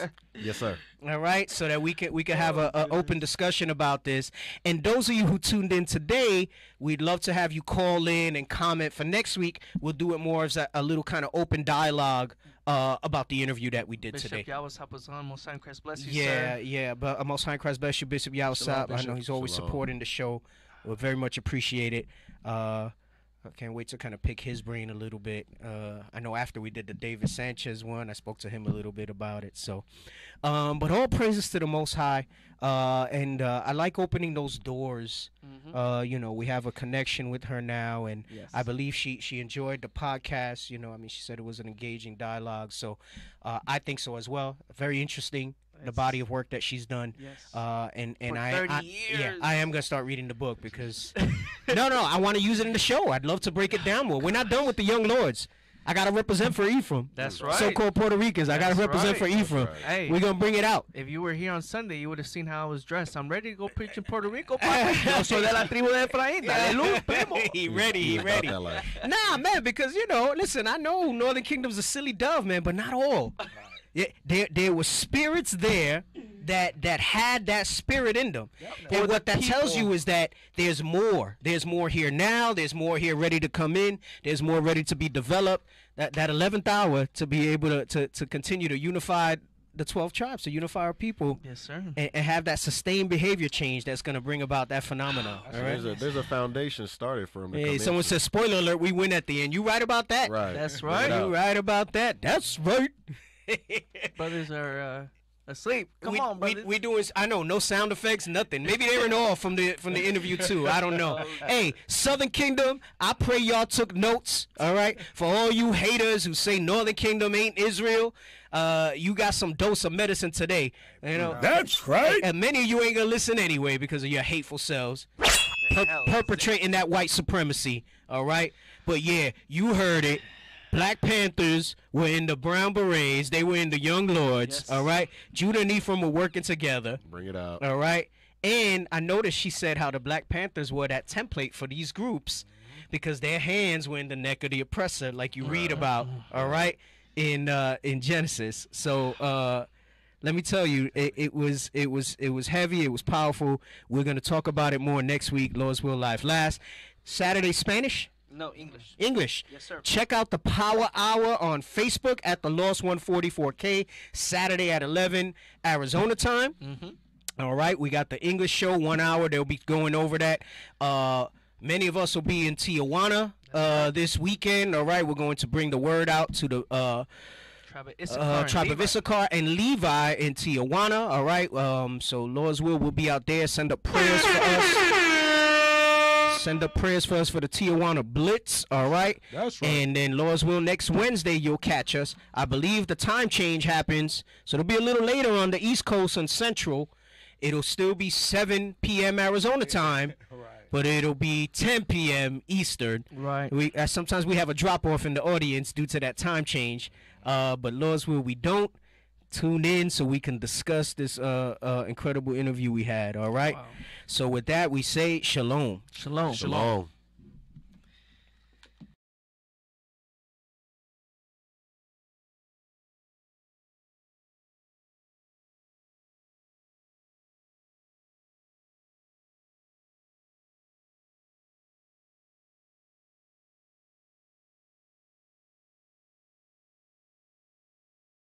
Back. We back. Israel is back. We got back. The nations running scared because Israel is back.